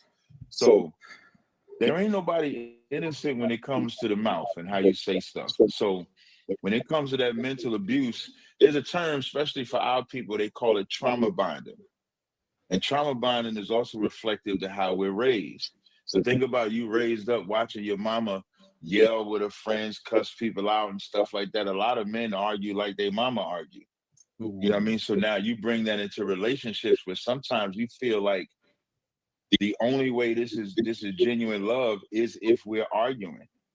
So I don't think that mental abuse is not healthy at all. But to say to walk away from somebody mentally abusing you, I don't know if it's as simple as that, because you can leave that one mental abuser, then get in another relationship. And if he or she is mentally abusing you, and then the next one, if he or she, at some point, it just might be you. It might be you that's the problem and not the other way around. So mental abuse is a two-way street in some regards. But if you're getting abused, you want to get that abuse fixed before you just willingly accept it again. And that's something you got to put your foot down right in the beginning of what you will accept and what you won't accept. I'll stop right there. Thank you, Captain. Go ahead, SaaNeter, please. All right, family. I need this to turn up. Let's get real now. Let's get real.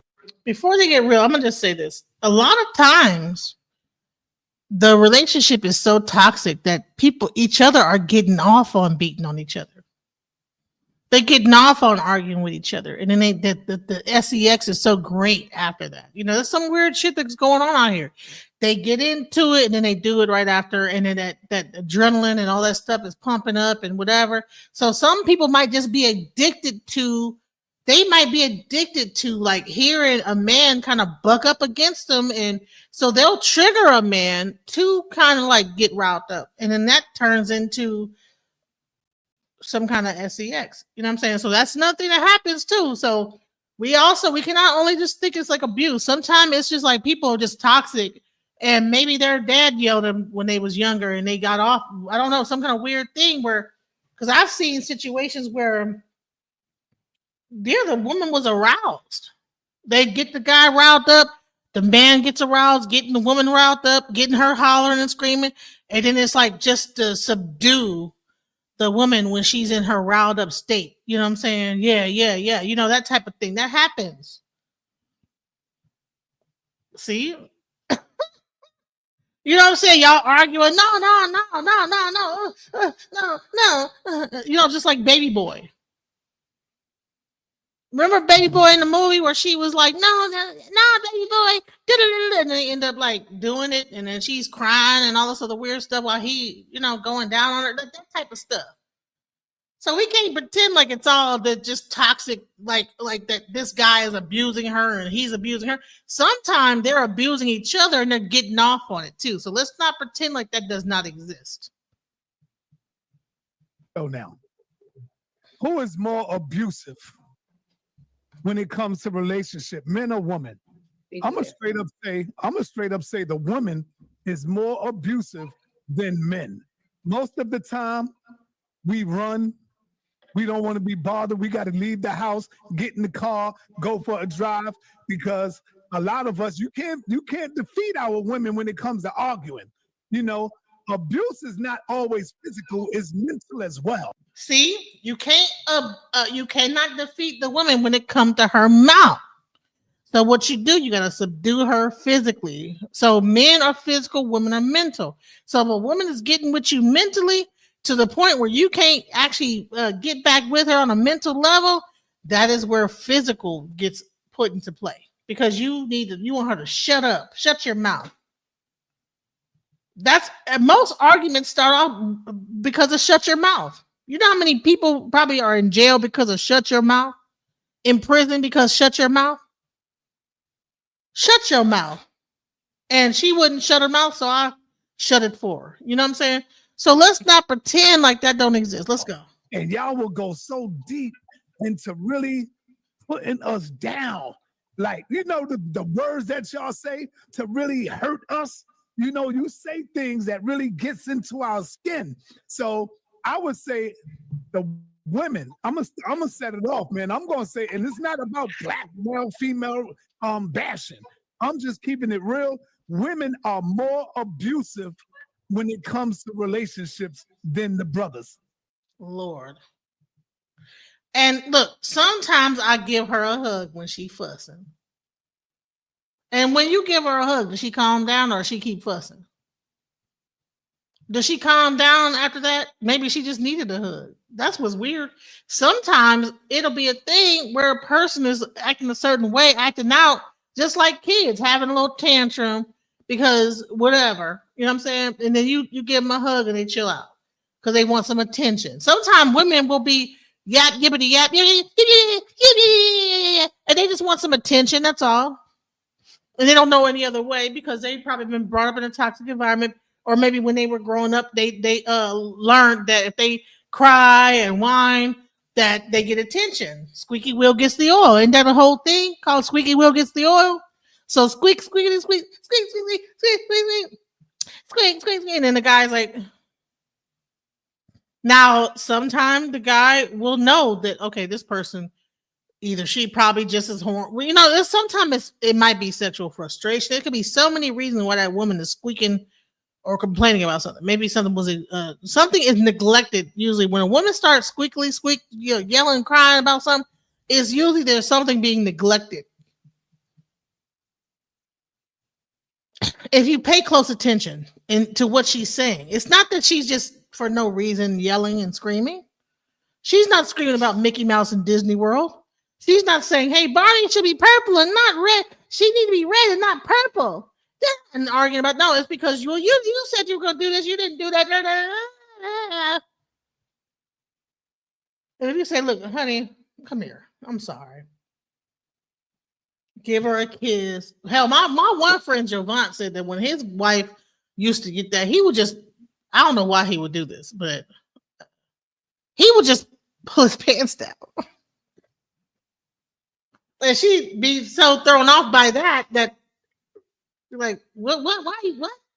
Like shit like that. You know what I'm saying? Sometimes you can't take everything so serious to where you want to whoop up on somebody and beat them down. Sometimes they just complaining about something, just bitching and moaning because they want attention. You're not paying attention to me. And then they pick out something. You didn't wash the dishes. You didn't take out the trash, right? They find something to pick at you with. And guys do the same thing. Men do the same ish. When they want attention, they find something to whatever. This is the thing about relationship. Somehow we did not figure out this. I don't know why. We did not figure out how to have relationships that don't have like some kind of like level of toxicity within them. I'm not sure if it's just America or if this happens in other countries. If there is somebody from another country that could explain how like their relationships, I would love to have you come up here and explain like, okay, you know, do y'all get into it when there's all this frustration going on and etc. You know, so let's go. Let's play some more. Because most of the time, what we do, we just run and leave. Sometimes we got to hold your hand, make sure you don't hit us, you know. And if we hit you, y'all automatically call the cops. The cops ain't trying to hit nothing. We getting handcuffed. Yeah, I want to press charges. You call the man on us, you know. And so we just basically get the hell up on out of there. We don't want to hit you because if we hit you, we're going to leave a scar on you. So I would definitely say that the women is more abusive. I'm setting the tone. I'm going all the way in. This is the toughest environment. Let's turn it up. Let's go. That's my thought. That's my cue on that. But also know like the cues from your woman, you know, and the cues from your man. You know what I'm saying? And y'all need to be more intimate with each other rather than stepping out and trying to get intimacy from all these other places because you don't figure out how to like either go to counseling or something. Why? There's a reason why you're arguing all the time to where you want to put your hands on that. That means it has built up to a point where you guys, now it's like out of control. When it's two people putting hands on each other, y'all have gone too far. And when a woman is up here bitching, moaning, complaining, that means that it's not for nothing. Women do not just sit up here and just be like, just no reason, just whining and complaining. It's usually because it's usually a buildup. Women tend to build things to a certain point and then explode about it. That's one thing I noticed about women. We will harbor, and then resentment sets in, and then you hear our mouth. Can I? Is it okay if I go next? Yeah, go ahead. Okay. Of course. Well, I'm gonna say the men. I'm gonna say the men, because men have a sense of trying to control you. Okay, so men have a tendency, and most of the time, if you're gonna say a woman, it's a reaction from an action. Most of the time, she's doing something out of hurt, or you done just totally disrespected her, and that's where it comes from. That's where it will come from a woman doing a reaction from your action. But most of the time, it's the man trying to have control. He will even go so far as, like you said, a woman would be saying stuff to try to put you down. A man, just so you can stay underneath of him, he'll say things to try to get to you so you can have some form of control over her. You try to say things to hurt her. I mean, she could be talking to you on the phone, you're slamming the phone in her ear, you know she can't get to you. I mean, a whole bunch of stuff that y'all do that is mental abuse, and it is physical abuse, because you're trying to have control over her. You're trying to show her that you are the boss, you are the leader, you are the one, you it is. That's the reason why the abuse comes. And you have to be honest. You have to be honest and say that this girl is doing what she's doing because it's a reaction from something that you have done to her. And that is the straight. She ain't just coming, because women. Listen, they're gonna call. And I'm gonna count down where they're gonna. I have not seen this before. I can guarantee you that someone's going to say, one of these men is going to say that women are the constant victims, that we're playing the victim. I can hear it already coming. It's revenue. Victim. Watch, it's coming. Watch this. We're nourishers by nature. This is by nature. We are nourishers. Okay. We just want to rock. We don't want to hit you. You done took us out of the state of mind of nourishment, and now you done put us in this state of mind is we don't give a care. Now it's on. And a woman fight is a different form of fight than you do with her. You know, and I'm gonna use myself as an example. Okay. If a man even remote, I think I put the fear of God in them first, so they won't even try it. They won't even try it, because it would be best for me to walk away. It would be best for me to walk away if I even thought you was going to hit me. And that's why in my relationships from the gate, do not use profanity. I don't play to using profanity or nothing, because I know my trigger points. So I you know what I'm saying, Paul? Like, don't do nothing. Don't do that. You said I will be. I thought I saw it already. I don't. What do you mean? No, I'm saying that you're right. There's no domestic violence for, you know what I'm saying? And with a woman at her wits end could definitely be dangerous. Yes. But how much do it take to get at your wits end? It means that you done took, listen, most women will take it. Women will take men cheating. They'll come back. They'll keep going back to a man that's cheating on them. They'll keep going back to a man that's abusing them mentally and physically. Who keep going back? And then when they finally say, that's enough, then that's when the man want to come back and try to off them or whatever. That's the crazy part. Don't do it. And I want to hear more from you about how we prevent that. I do want to move on to how, okay, but how we prevent it is is conversation. We need to talk. That's the only way is the conversation. And we have to get an understanding. Communication is everything.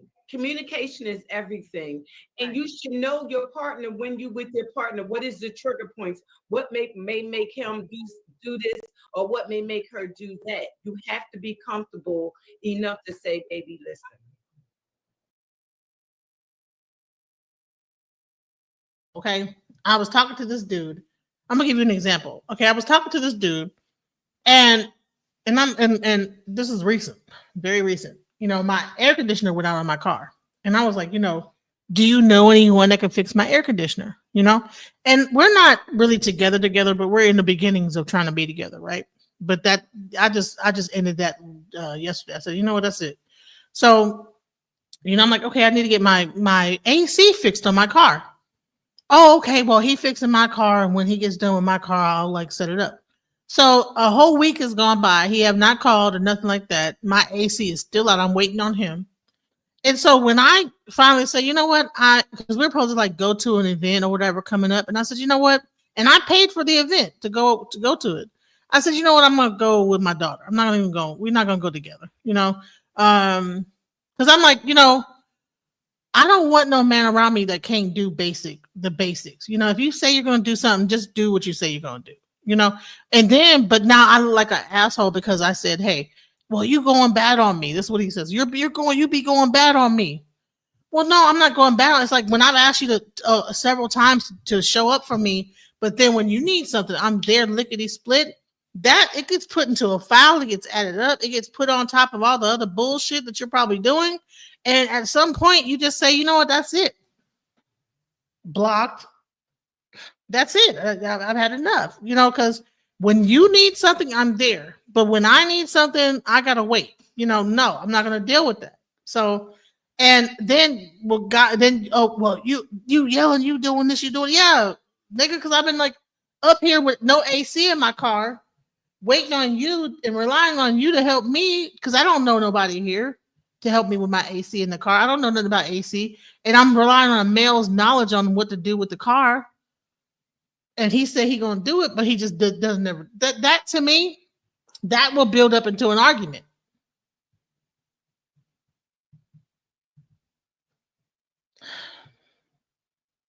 When I ask you to do something, do it because I'm gonna do it for you. Yes, bona fide user. Bona fide user. Okay, so you want to go out to the club and do this, and I'm the one paying for it. But then when I ask you to do something just basic, I need to have AC in the car. You can't do that for me. That type of ish. But then when I'm like yelling, by the time I get to the point where I'm actually yelling about it, now I'm going bad on you. No, I don't know. That's bullshit. Let's go.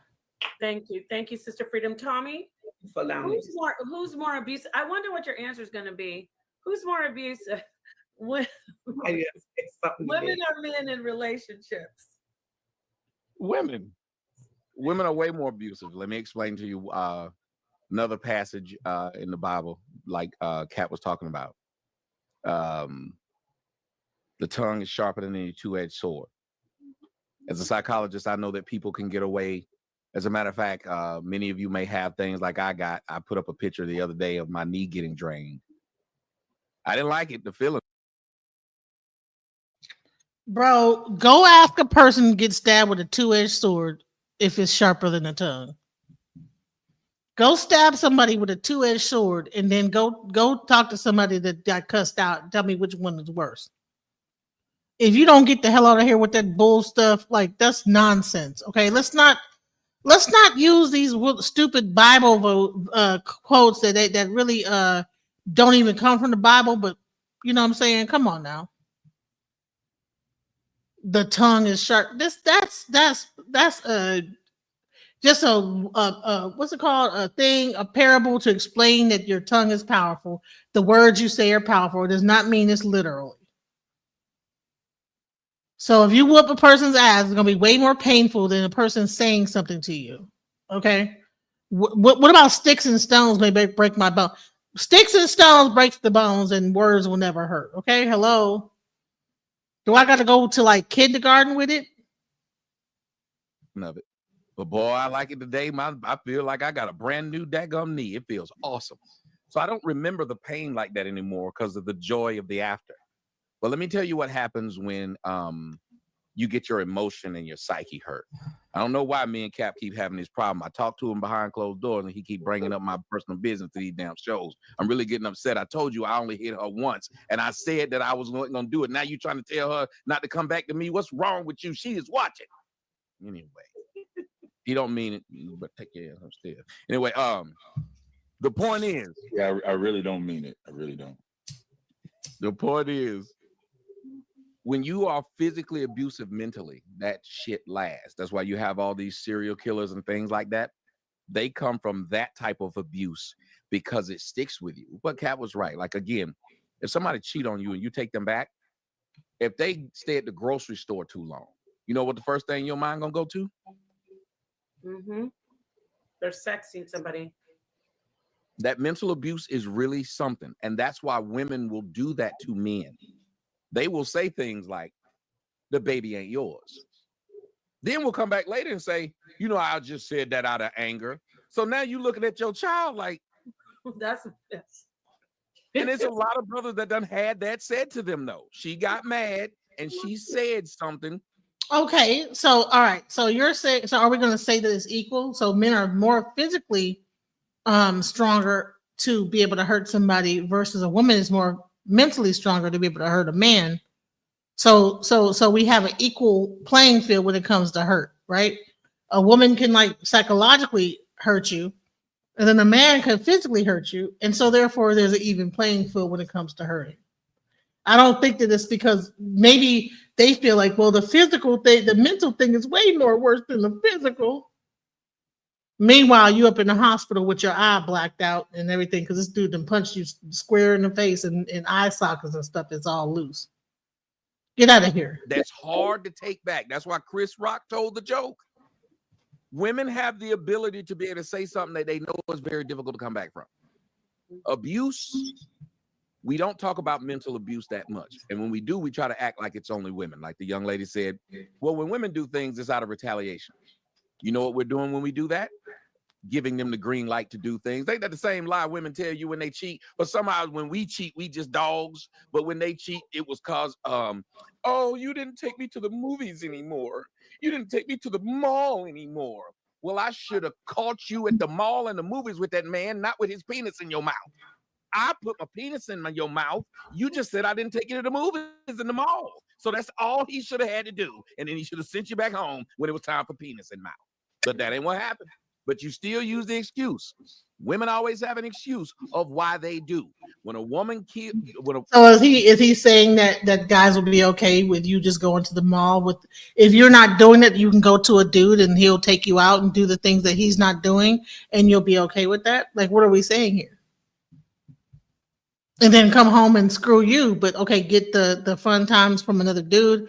Like, okay, go out, but you already know that if you're gonna do that, a man gonna be expecting something. So what are we talking about here? You're lying. When a woman unalives a man, every time y'all go look at any case, what's the first thing she says? He did something to me first. That's why it was my retaliation. He was abusive. It's never one time. So this adult can't just leave because you were abusive. They got to leave you dead before they leave. We wouldn't allow a man to do that. A man is never able to say, she was mentally abusing me. That's why I put my hands on her. So I'm just going to retort to what she said. Most of the time when a man put his hands on a woman, I'm going to use the exact same thing she said. It's because he's done all he could and he just retaliated. He tried to talk and my mouth didn't work. So I'm going to see what my hands can do. Because men don't just start out beating women, I don't think. I don't know too many men on the first date just. That's not true. There's a whole thing called, like, there's a whole thing about abuse and domestic abuse where a guy will actually like subdue a woman and do. What are we talking about? What are we saying here? Why are we pretending like that? There is no domestic abuse situation where the woman is not and very docile and the guy is just overlording over her and beating her for no reason. Hey, like, you know what? You didn't clean the kitchen right. Come on now. Why are we reached over and punched the woman in the face? May have. I don't know. I'd love to talk to some of those women what has happened. Women, though, literally start off relationships with men, especially in the Black community, being abusive. Black men have suffered the type of abuse of walking up to a Black woman and saying, excuse me, miss, can I get your number? Now, if she don't like the way you dress, if she don't like the way you look, she won't give you the respect of saying, no, sir, thank you for being, kind enough to ask me, but I'm in a marriage or whatever. No, nigga, I know you didn't with them shoes on. Men are so used to abuse that women give you abuse. Look at all the relationships when they break up.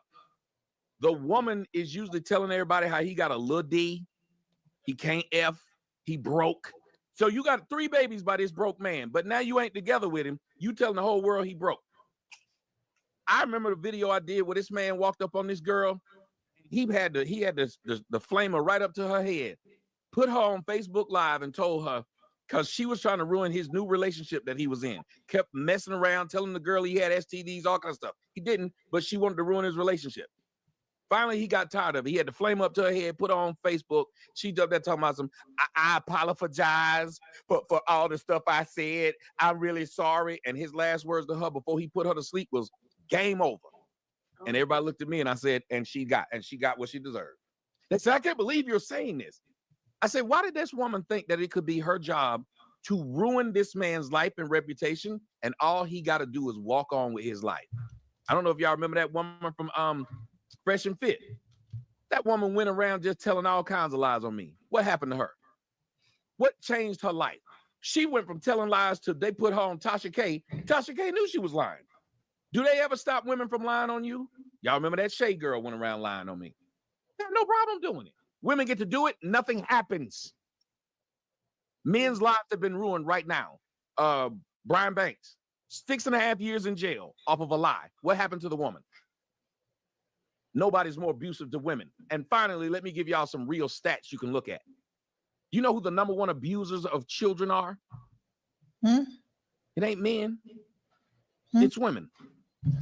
Like my man SaaNeter said, he said I grew up in a different era. No. We didn't the same era. My mama used to beat the shit out of me too. She thought it was a fucking normal thing to beat the shit out of me. She liked telling people I beat the shit out of him. She liked telling me to go get the switch. I remember getting my ass whooped by racing car tracks. I thought it was just me. The next thing you know, I'm listening to E40 and he rapping about it. The problem is we are so used, that's why I said calluses. We get so used to the pain that we try to figure out how to stop the pain or divert the pain. And that's what we're doing. We grow up and we fantasize and fetishize the pain we went through because we internalize it and never dealt with it. That ain't right. And I'm glad that young lady said, well, when I got my ass whooped, I said, I'm not going to put my kids through this, because that's what we're supposed to be. The whole role of a parent is supposed to be better than the parent that came before us. We should always want to be better. And yet I remember hearing my parents, and I thought it was just a Southern thing. We didn't have no car. You don't need no car. We didn't have this. You don't need this. So wait a minute. You had kids to make sure you put a governor on them damn kids so they don't get no better than you? Poor parenting. And Black women lead in this. That's why they are constantly abusing their children. Think about how many Black boys have told you straight up, when I was 12, a 26-year-old woman gave me head. I got me some at 13. Almost every Black kid, boy, got a story of an older Black woman having sex with him. That's abuse. And yet we tell the boy, man, I wish when I was that age it happened to me. So now we're telling this boy how to deal with something he don't know how to deal with. Because you give a 13-year-old boy some puss, that's like giving a 13-year-old boy some cocaine. It's gonna feel great to him, but he don't know how to deal with it. Why do you think we got a lot of horn dogs running around now thinking that the only way they can be men is how many times they put their penis in somebody? That's why the women will tell you what to your face. You don't get no pee. She don't tell you about the things that make a man, how well he treats his kid, how well he treats his woman. She just tell you straight up, you don't get no pee. So all I got to do is run around and get a bunch of pee, and I am now looked at as valuable in the community. That in itself is abuse. We have so many abuses that come across with these women. The women talk to us very abusively, to the point of where when a Black man finally dates out and go get him a snow bunny, the first words a Black woman will say. It is not always easy to watch, but this is the reality of an epidemic.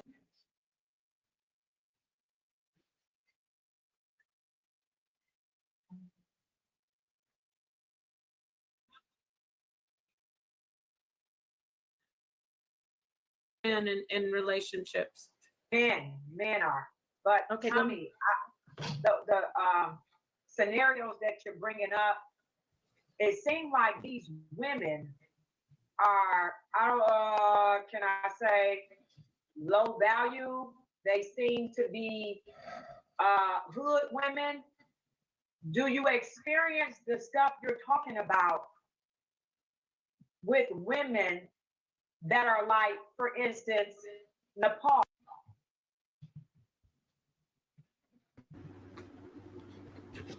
Hello. Hello. Hey, so I was going to play this real quick because I think that we are conflating abuse with actual real, like, I think that, men and women just arguing with each other and fighting each other is one thing, but there is a such thing as abuse. And I wanted to show some of that. But before I do that, what's your take on the conversation so far? It's an ongoing conversation. It's a motif.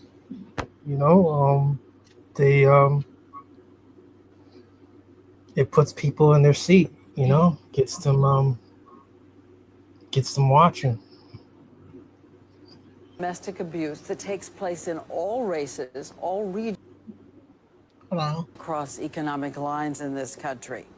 In fact, while you're watching this program, there will be an estimated 250 assaults on women in America.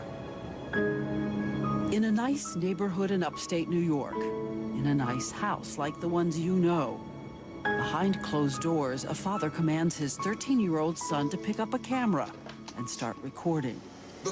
If you could pause it for a second. Okay, go ahead.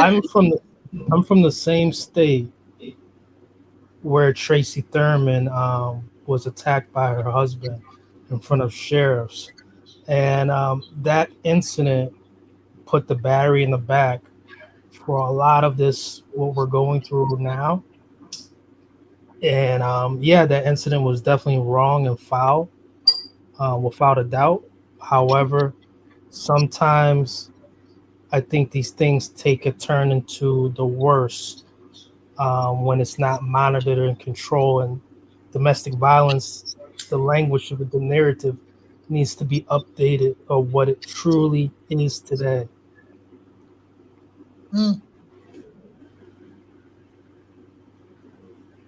Are you aware of the Susan Steele story? I want to be, so I'm gonna say no. I want to be. All right, so we're gonna play it so you can hear this story. Let's go. Your face. The father delivers a verbal flogging to the mother in front of their children. You act like in front of the kids. It will go on for nearly an hour. You little slut. If I see a dog, I won't stop. I won't stop. It is domestic abuse, the kind we hear about but often don't believe. I don't want to see your stupid crooked self. Stupid self. Susan is 42 years old. They have 3 children. The father, Ulner, directs his 13-year-old son, the cameraman, to get a close-up of their emotionally battered mother. Zoom in. Do you see a tear? Nah. Not a tear out of that face. Yep, I got that. He indicates he wants the tape to prove that his anger at his wife is justified. What prompts his tirade? Susan asks him if he'd like some lunch. Come over here with this stupid and stir it up. No, you didn't leave. You didn't just come ask me about lunch. He even makes his 13-year-old son join him in blaming her. You enjoy getting that because that's obvious. Yes, you do. Because you know if it broke it, you do it anyway. You do it anyway. And if you're wondering what kind of woman would endure something like this, if you're certain she's nothing like you, well, take a look at Susan on tape 3 years ago, and look at the woman she really is today. What do you see when you look at her? A woman desperate. I was shy. I was very green. You know, my world was absolutely inside of the walls of our home. She says at first her husband was just very demanding and controlling, not so different from her own father, whom she described as overbearing. But she says the more she tried to comply with her husband's demands, the more obsessive his control. Did you have friends over for dinner? Never. He never wanted friends over. He never wanted men in his house in particular. And your father and stepfather didn't know about this? My husband had cut me off from my father and family for many years. How you gonna say something stupid like that? And you can hear on the videotape how his badgering, his criticism wore her down by twisting her words. When I was watching my son do something, and he said, "Don't look at him like you're interested in what he's doing." And I said, "I think I am interested in what my children do." I think I'm interested in my children. And he turned that into, "I think I'm interested in what my children do." So you can think you care about your children, whatever you want to think you care about. You don't. And then he turned it into, "I think I love my children." All in the same conversation. That phrase turned into something totally different. In that 51-minute tape, Ulner calls Susan stupid 36 times. And just you standing there talking stupid like, because she used to be on your knees apologizing, you stupid. The rant. Yes, the mental and verbal abuse, just hours. I mean, he would call it a family meeting. And these family meetings were all about what mommy did wrong today. He totally had my children completely on his side, completely brainwashed. Not only could I not believe his behavior, but I couldn't believe my own children's behavior. She says the verbal abuse had gone on for years before the words became fists. She says the first time he hit her, it was because she forgot something he wanted at a nearby grocery store. Her oldest child, her daughter, was 19. He beat me down to the floor. I was crawling on the floor trying to get away. I remember my daughter turning on the vacuum cleaner so that my younger children couldn't hear it. You know. So is this happening to men? Today, yes. In that level, like to where, you know, it's like the women are doing this? Yes.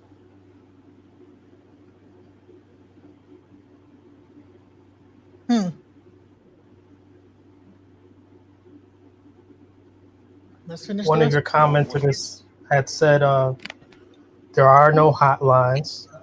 There are no none of that. It's not lucrative yet. And there are no hotlines for men who go through these situations. It's not lucrative. It's not sensationalized yet. However, there may be a day. So the conversation on SaaNeter is, are men more abusive than women?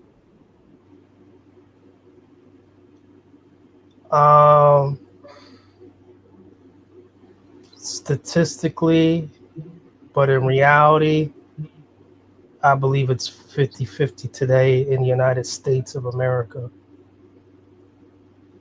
Okay, well let's watch the rest of this and see where it goes. Let's see how this gets. Going on at work and in your own house. At the time of the tape, she was working, he was not. He was jealous of men on the outside. And this got to do with somebody at work. It does not. I don't have anyone. I can't tell you how many baseball coaches I was accused of, swimming teachers, karate teacher, other parents, anything. Video this line. But her greatest agony was the role of her children.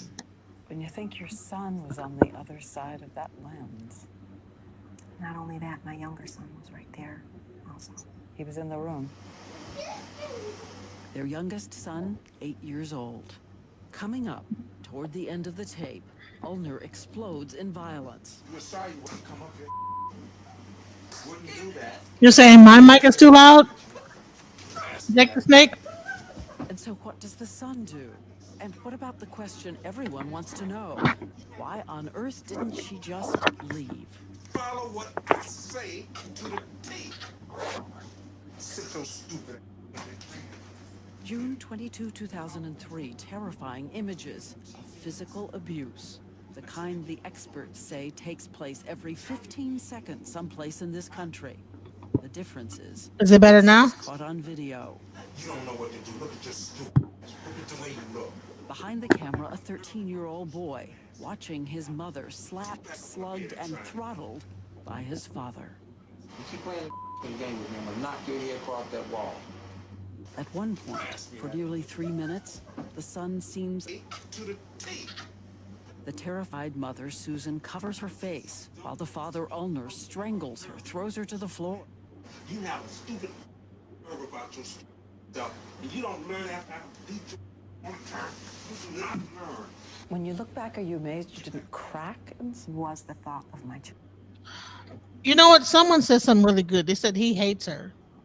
And I think so. I think a lot of times the man really don't like that woman, and so therefore they will do something like this. I don't think it's a matter of like relationship at this point. Somehow he find a way to really hate her. That's what I think is happening here. Because to do this to her, like, and just yeah, she's under some hard abuse. Yeah. And that so when we talk about abuse, we always think about it from one frame, like, oh well, just when we what we see, right?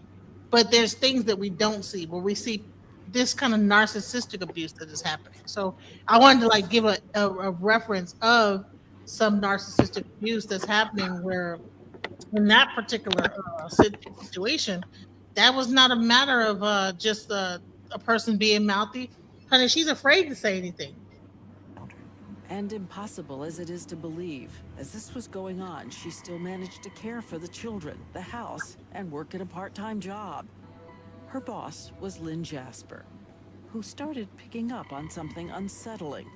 The way she heard Susan talk to her husband on the phone at the end of the day. I'm calling you now to tell you that I'm leaving so you can clock the time that it takes me to get home. And if I vary from that course, what punishment am I going to have to suffer when I get there? And a phrase Susan uses on the phone horrifies Lynn. And when I called, I had to call him master. Yes, master. No, master. And you hear it the first couple times and you think, wow, what a sick individual. You're going to work and functioning in the workplace and then coming back to this prison. Yes. I think that any... What do you think about a person that wants you to call them master? Is this what do you think this is? Do you think it's like some kind of a S&M type of thing where he's getting off on abusing her, or do you think this is like some level of like Yes. Yes, and I prefer going into those layers as well. It's definitely a sex magic S&M playing field. Domination. S&M, some people say it stands for Marquise de Sade, however, it's also slave and master, that relationship of pure domination. And so a lot of like abuse can sometimes come from that type of a relationship where you have, and you know who else was doing this was Nature Boy. Nature Boy had like a very, I'm sorry, I gotta put you on mute so because it's echoing when I like talk. Nature Boy had the same kind of a behavior with his woman that was in the cult, where it was like abusive, but then they would have sex and it would be okay, and then and it was like a cycle of like putting the person down and this that the other. So there are a lot of like these situations to where when it really comes down to like this master dominating, and then when you get into the thing where these men are asking for submission, at what level does it become like this kind of a dichotomy where you have like this like master submissive role where you're getting into S&M? That's the part where where does it end? Yeah, I don't think there is a time limit, and I do think it's cruel and wrong. One of my favorite television series that just finalized itself was Handmaid's Tale. However, there are a lot of Joan Osborns out here from different demographics today. Exactly. So when we have these conversations, I think that a lot of times that people are not really realizing what an abusive relationship really looks like on the inside. That's why I wanted to show that, so that we're not only like looking at it from a lens of just this conversation, but like look at it, like see how it looks. That looks like a very that's she's sitting up there, she's quiet, and he calling him master, and he's whooping her tail and got the kids filming it, you know? So it's not always She cut looks and so dry. much healthier too. She looks so much healthier afterwards. Yeah. Yeah. Yep. Yeah, way more. I mean, she probably dumbed down her appearance, her looks to like appease him so that she didn't think she was cheating on him because he would accuse her of cheating on him with everybody. So she tried like to mute herself a little bit more and more as time went on. Probably dress even more like less, try to like make herself less attractive. This type of stuff, mental abuse that happens. Mm-hmm. So let's get back into this. Let's go. Or assisted freedom. I mean, it seems like these stories are women that's in the hood. So I'm asking, do you think that it's hood women, average women, high value women? Like where do you hang at to be experiencing the things that you're talking about? Let me ask you, where most black? Let's just play a little game. First off, you asked the question loaded. You could have just asked me what type of women those are without loading it with seems like. Then let me answer. Therefore, I would have known what you were trying to get at. But you loaded it, which is a thing that a lot of black women do. They don't understand to ask a question, don't load the question. Okay. I don't know what you're talking about, but that's okay. You loaded it by saying it seems like, when all you could have did was ask and you would have gotten your answer without loading it. When you say it seems like, you literally loaded it with what information did you get from me that made it seem like they're hood? Okay, go ahead, answer the question, please. That was the point. So you try to load it, and then we do that a lot of times. So I want to show like some similarities in the context, right? So the woman in the other video said that she likes to do something. Well, you like to do, like, you see how she said that the person would focus on a certain specific word and then try to twist it to like fit whatever narrative. And I'm seeing what's happening here in this conversation. So that's exactly what she in that video was talking about, Oh, okay. So you're saying that you would like to do this, you want to, or you thought about it, and then now that becomes the argument, right? So I'm saying, well, I think about doing. Well, don't you? I mean, don't you think about your kids? Yeah, I think about making you think about your kids. Well, so you just think about so now it becomes like that becomes the subject, right? And now we're arguing about me thinking about my kids and how you don't love your kids. You think about them. Now it's a whole new argument, and now the person to move the goalpost to where you don't even know what the hell you're even arguing about anymore, or even being talked about, whatever is the conversation anymore. This is the type of stuff. So we're seeing it in true form, exactly the thing that she was saying that was happening to her. Hold on, let's go. That's the abuse. The women will load things when talking to men, and then put the man in a position like they'll be like, seems like what's the one? Seems like you got mommy issues. Well, now you don't put that man in a situation to think that you're insulting him, unless he denies everything he just said. When you could have just said, the way women communicate. If that's how I communicate, Tommy, and with me and the people that I'm around, shame on me, but let me ask you, are you hood? I'm actually asking a question. Oh, I know, but I'm actually teaching. Again, I'm teaching. So if you were doing it and I'm teaching you, it's loaded, and then I show it to you how it's loaded, why would you still keep trying to use the excuse of, well, that's how I was? Because then the next question from me will be, are you hood? Okay. Because if you're not,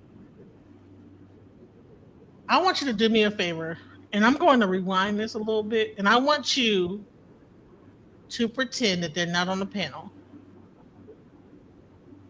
Pretend that they are in a house by themselves and they're having an argument as a couple. And now I want you to rehear this. And I want you to see like how this really sounds. So close your eyes and listen to this argument that they're having. And I really want you to pay attention to it, okay? And you tell me. Something he don't know how to deal with. Because you give a 13-year-old boy some puss, that's like giving a 13-year-old boy some cocaine. It's gonna feel great to him, but he don't know how to deal with it. Why do you think we got a lot of horn dogs running around now thinking that the only way they could be men is how many times they put their penis in somebody. That's why the women will tell you what to your face. You don't get no pee.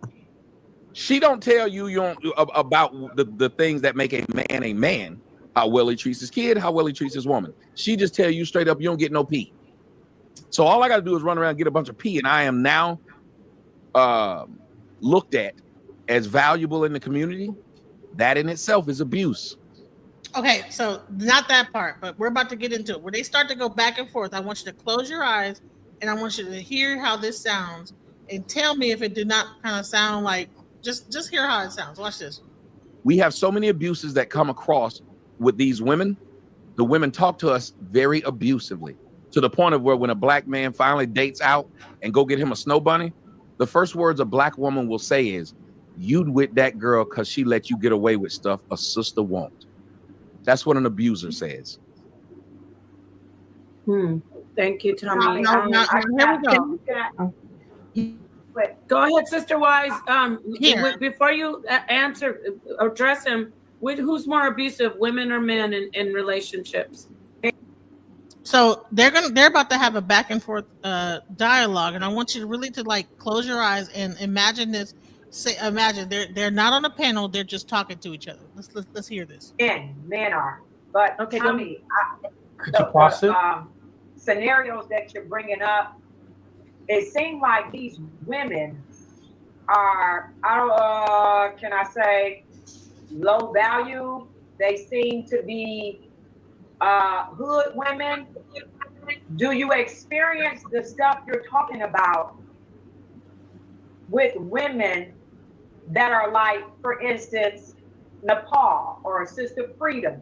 I mean, it seems like these stories are women that's in the hood. So I'm asking, do you think that it's hood women, average women, high value women? Like where do you hang at to be experiencing the things that you're talking about? Let me ask you, where most black? Let's just play a little game. First off, you asked the question loaded. You could have just asked me what type of women those are without loading it with "seems like." Then let me answer. Therefore, I wouldn't have known what you were trying to get at. But you loaded it, which is a thing that a lot of black women do. They don't understand to ask. Pretend like that they're having this conversation again. Once I want you to do is close your eyes. There's no panel, and this is a man and a woman that are in a relationship talking to each other. I want you to. There's something right here. No, it's right coming. here. It's this point on. Well, from that point. Okay, no. Second, mommy. Okay, second, mommy. All right, here we go. Ask a question. Don't load the question. Okay. I don't know what you're talking about, but that's okay. You loaded it by saying "it seems like," when all you could have did was ask, and you would have gotten your answer without loading it.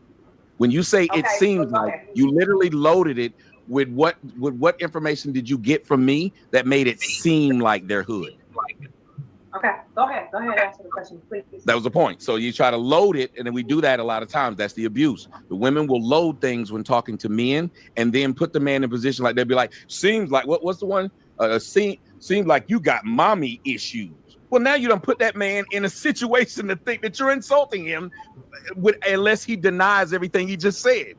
When you could have just said, the way women communicate. If that's how I communicate, Tommy, and with me and the people that I'm around, shame on me. But let me ask you, are you hood? I'm actually asking a question. Oh, I know, but I'm actually teaching. Again, I'm teaching. If you were doing it and I'm teaching you, it's loaded, and then I show it to you how it's loaded, why would you still keep trying to use the excuse of, well, that's how I was? Because then the next question from me will be, are you hood? Okay. Because if you're not, Tommy, then you would. I specifically asked the question. Can you just answer it? Because I don't want to. Well, I'm answering it the way I wanted to, because you asked it the way you wanted to. I wanted to ask. Yes, hold on. But you got it out. But you got it out uninterrupted. Ma'am, didn't you get it out uninterrupted? Okay. Your ridiculous question still was uninterrupted when you got it out. I don't think it was ridiculous. And I'm but telling I do. You, I'm not trying to do this with you. I'm not trying to do this with you. Ma'am, don't. Ma'am, don't. No, ma'am, I ain't your punk. Don't. Don't tell me what you ain't trying to do. If you don't want me to answer it, go on. I'm not about to you ain't go gonna punk on. me.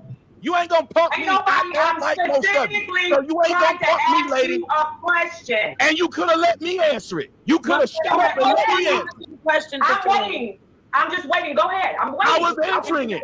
Was I not answering it? Ma'am, wasn't I answering it? Okay, yes.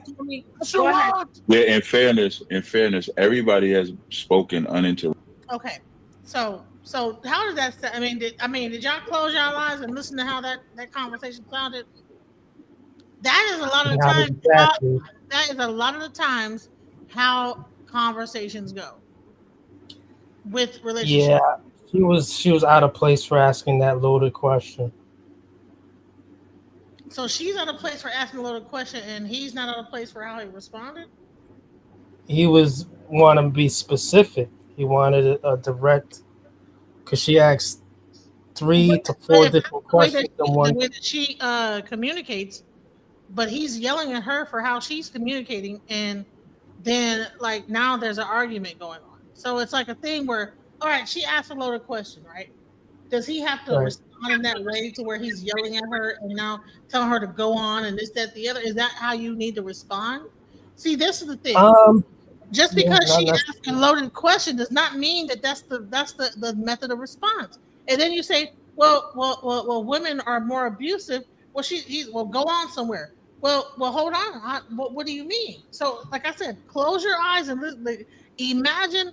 Now, okay, Nepal's interjecting. Imagine she's just a friend that came to visit her girlfriend, and her spouse is having a disagreement. And this is how that conversation is going. Like, right, listen to this. Okay, go ahead. Go ahead, answer the question, please. That was the point. So you try to load it, and then we do that a lot of times. That's the abuse. The women will load things when talking to men, and then put the man in position like they'll be like, seems like what's the one? Seems like you got mommy issues.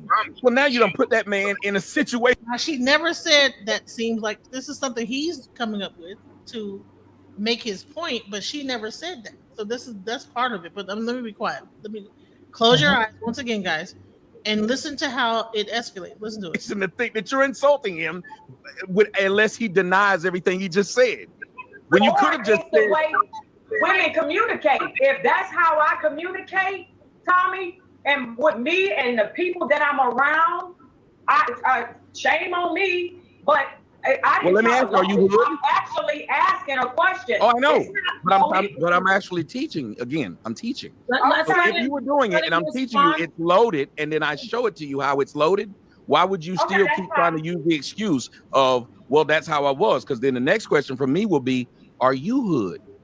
Okay. Because if you're not, Tommy, then you would. I specifically asked a question. Can you just answer it? Because I don't want to. Well, I'm answering it the way I wanted to because you asked it the way you wanted to. I wanted to ask. Yes, hold on. But you got it out. But you got it out uninterrupted. Ma'am, didn't you get it out uninterrupted? Okay. Your ridiculous question still was uninterrupted when you got it out. I don't think it was ridiculous. And I'm but telling I you, do. I'm not trying to do this with you. I'm not trying to do this with you. Ma'am, don't. Ma'am, don't. No, ma'am, I ain't your punk. Don't. Don't tell me what you ain't trying to do. If you don't want me to answer it, go on. I'm not about to you ain't go gonna punk on. me. You ain't gonna punk me. I like most of you. So you ain't gonna punk me, lady. A question. And you could have let me answer it. You could have shut up and let me answer. Questions. I'm waiting. I'm just waiting. Go ahead. I'm waiting. I was answering it. Was I not answering it? Ma'am, was not answering it. Okay, yes. Go ahead. Yeah, in fairness, everybody. Y'all don't see that there's an escalation that happens. Yeah, there's an escalation that happens for no reason. No, she asked a question. She asked a question. He says, well, no. A loaded question. Yeah. But did it deserve the escalation that it got? Was it really that serious? It was a loaded question. Fine. He definitely got under her skin. And we saw the results of how triggered she got. So when you watch this, you don't see him getting triggered. You see only her getting triggered. You don't see him go off. Like, what planet are we on? So see here, let me just say this. So let's go. How is this? Let me go back to the question that's supposed to. I'm not a fan of Tommy, to tell you the truth. It's just, but it's I'm seeing what I'm seeing, and I'm seeing that she asked a crazy question.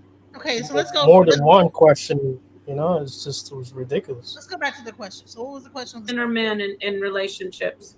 Men are. But Okay, Tommy, the scenarios that you're bringing up, it seems like these women are, can I say, low value.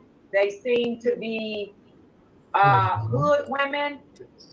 Do you experience the stuff you're talking about with women that are like, for instance, Nepal or Sister Freedom? I mean, it seems like these stories are women that's in the hood. So I'm asking, do you think that it's hood women, average women, high value women? Like where do you hang at to be experiencing the things that you're talking about? Okay, so that's a loaded question because she Oh said, yeah. at what level are you experiencing the women that you're experiencing? That's a loaded question, you guys. I want to create a poll. I don't even know how to do it, but how many people think that what she just asked is a loaded question? Just put a 1 in the chat if you think that what she just asked is a loaded question. Are the people that he's experiencing his life thing with women, are they from the hood, middle class, upper class? Like, what is your type of woman that you're dealing with? Is that a loaded question? And what is a loaded question? Let me look that up. What is a loaded question? Oh, Because maybe I don't understand what a loaded question is. Loaded. yeah. She asked more than one question. No, she asked one question. She asked one question. That's not what a loaded. She asked multiple questions in one question. That's just the way it is. It was loaded. Can y'all put it in there? Is what he just asked? What she just asked a loaded question? Could y'all put a 1 in the chat if it was? Because maybe I misunderstood. Because a loaded question. Okay, this is what the definition of a loaded question is. A loaded question, also known as a complex or insinuating question, is a question that contains a hidden or unproven assumption that, if answered, forces the respondent to concede the assumption's validity. It's a rhetorical device used to manipulate the respondent into an answer that can be used against them. Like a classic example: "Have you stopped beating your wife?" So you think that by her asking, "What level of woman are you dating that are exhibiting the things that you're saying?" is loaded to the fact that if he says that I'm dating lower class women or middle class women, or this happens more in the lower class, it makes him almost concede to dating a certain type of woman. Do you think that that's why it was considered a loaded question? At the end of the day, it was a loaded question, and also to Tommy, these fellas, they're so deranged in that manosphere. The women that they're really attracted to are obviously non-black, but they still got BBLs and all types of weird stuff going on with them. It's outrageous. It's all a cult, just like the conscious community. I personally don't think it's a loaded question. It's like, what kind of women are you dating to have these experiences? That's not a Well, loaded first she said she insinuated he's a low value man. And then she just, that's why she did How the did hand she gesture. insinuate that he was a low value man? One more time with that beautiful beam footage. Okay, because I want to understand, where is she insinuating he's low value by just asking a question? Hold on, let's go into it. Thank you, Tommy. I got. Go ahead, Sister Wise. Before you address him, who's more abusive, women or men in relationships? Men are. But okay, Tommy, the scenarios that you're bringing up, it seems like these women are, can I say, low value. They seem to be hood women. Do you experience the stuff you're talking about with women that are like, for instance, Nepal or Sister Freedom? I mean, it seems like these stories are women that's in the hood. So I'm asking, do you think that it's hood women, average women, high value women? Like where do you hang at to be experiencing the things that you're talking about? Let me ask. So, is that a loaded question? Oh man. Hey, I've said it. I'm not. Listen, I see where it could Yeah, be a I've said loaded question it. because you're saying, well, it seems like the type of women you're dating are like ghetto. Yeah, it's But are you it's a dating loaded women that question. are above here and this, that, the other, and Are they women like Sister Freedom right there, Nepal? Uh, is a woman like her? She wants to be specific. She's asking more than one question in one question. It's just the way it is. no, it's the same question. It's very much the same question. What she did was she made a statement about what it seems, and then she asked a question from there. So it seems like, what kind of woman are you dating? Because it seems like the way that you're describing a woman sounds like a certain type of woman. Are you dating other women based on, and are they doing the same thing, or are you only dating a certain caliber of women? That's not a loaded question. That's a very sound question. And then Copper says, Copper Goddess says it was not loaded. She clocked he was describing an obnoxious ghetto scenario he himself has never experienced. And then gave types. She gave types. Okay, like, listen, sounds like you're describing a certain kind of woman. Have you ever dated women at this level or that level? So that is not loaded. That is giving a scenario of a certain type. But so that must be a thing of understanding between communication between men and women, because we're both women. So I understood what she was trying to get at, but maybe the men hear that and don't understand that, and it turned into an argument. No, I understand. It's just hey, you know, uh, Okay, yeah. So gotta yes, it ask is. multiple Yes, questions. question is subjective to opinion, to what you is value or hood. Okay, good point. All right. So let it play a little more. Let's You go. were most black. Let's just play a little game. First off, you asked the question loaded. You could have just asked me what Mhm. type of women those are without loading it with it seems like. Then let me answer. Therefore, I would have known what you were trying to get at. But you loaded it, which is a thing that a lot of black women do. They don't understand to ask a question, don't load the question. Okay. I don't know what you're talking about, but that's Why is it that black women do this? Women do. Because he hates black women. It's I've only been black women clear. that ask loaded questions in the world. Like, are you serious? I wouldn't associate with nothing like Tommy. I don't associate That's with crazy. other. Like, man, what? I wouldn't That's what attach y'all my black name to women the do. thing. That's You okay. Go loaded ahead. it by saying it seems like, when all you could have did was ask and you would have gotten your answer. You cannot control how a person asks a question, sir. That's the part. You want her to ask the question the way you want the question to be asked. She asked her how it was. Answer the question. Well, no, I date more like middle class women, upper class women. But he wanted to address her, control the narrative, because really, she really got with him on the cool. Like, okay, what kind of woman are you dating that you're experiencing this? Are they like mid class, upper class, lower class?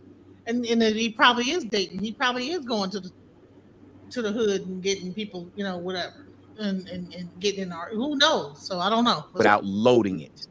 When you say it Okay, so seems go like, ahead. you literally loaded it with what information did you get from me that made it seem like they're hood? Okay, go ahead. Go ahead. Answer the question, please. That was the point. So you try to load it, and then we do that a lot of times. That's the abuse. The women. See how he still haven't answered the question though? He wants to focus on how she asked the question rather than asking the question. That's why I told you to close your eyes and imagine that you're in a house.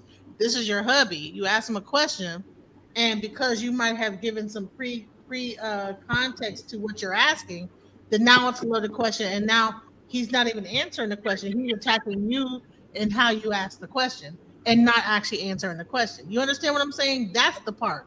See, will load things when talking to men, and then put the man in position like they'll be like, seems like what's the one? Seems like you got mommy issues. Well, now you don't put that man in a situation to think that you're insulting him, unless he denies everything he just said. When you see, no one say that he had mommy issues, but he brought that up, and now he done changed the thing over into something else. So the answer never gets the question never gets answered. He never answers the question, right? But then he begins to chastise her for how she asked it. That is the crux of the majority of arguments that happen with men and women, because people are Did not. you read the YouTube comment? What YouTube from? It says, yes, it is.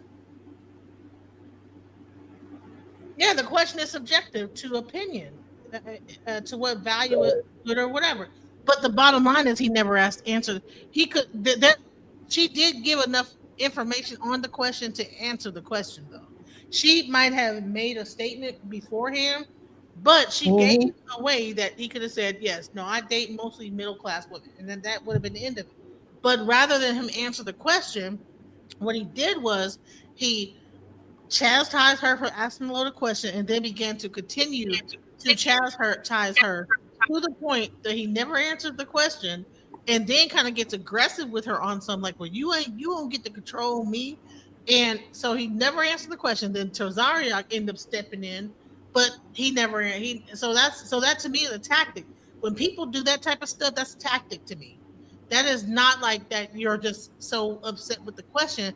It's that you don't want to answer that question, so you make it that, oh, this is a loaded question, and so I'm going to tactically move out of that space, and then Yeah, I mean, it's just she could have definitely just been like, hey, are these women like the women on the panel, such as this person, and that?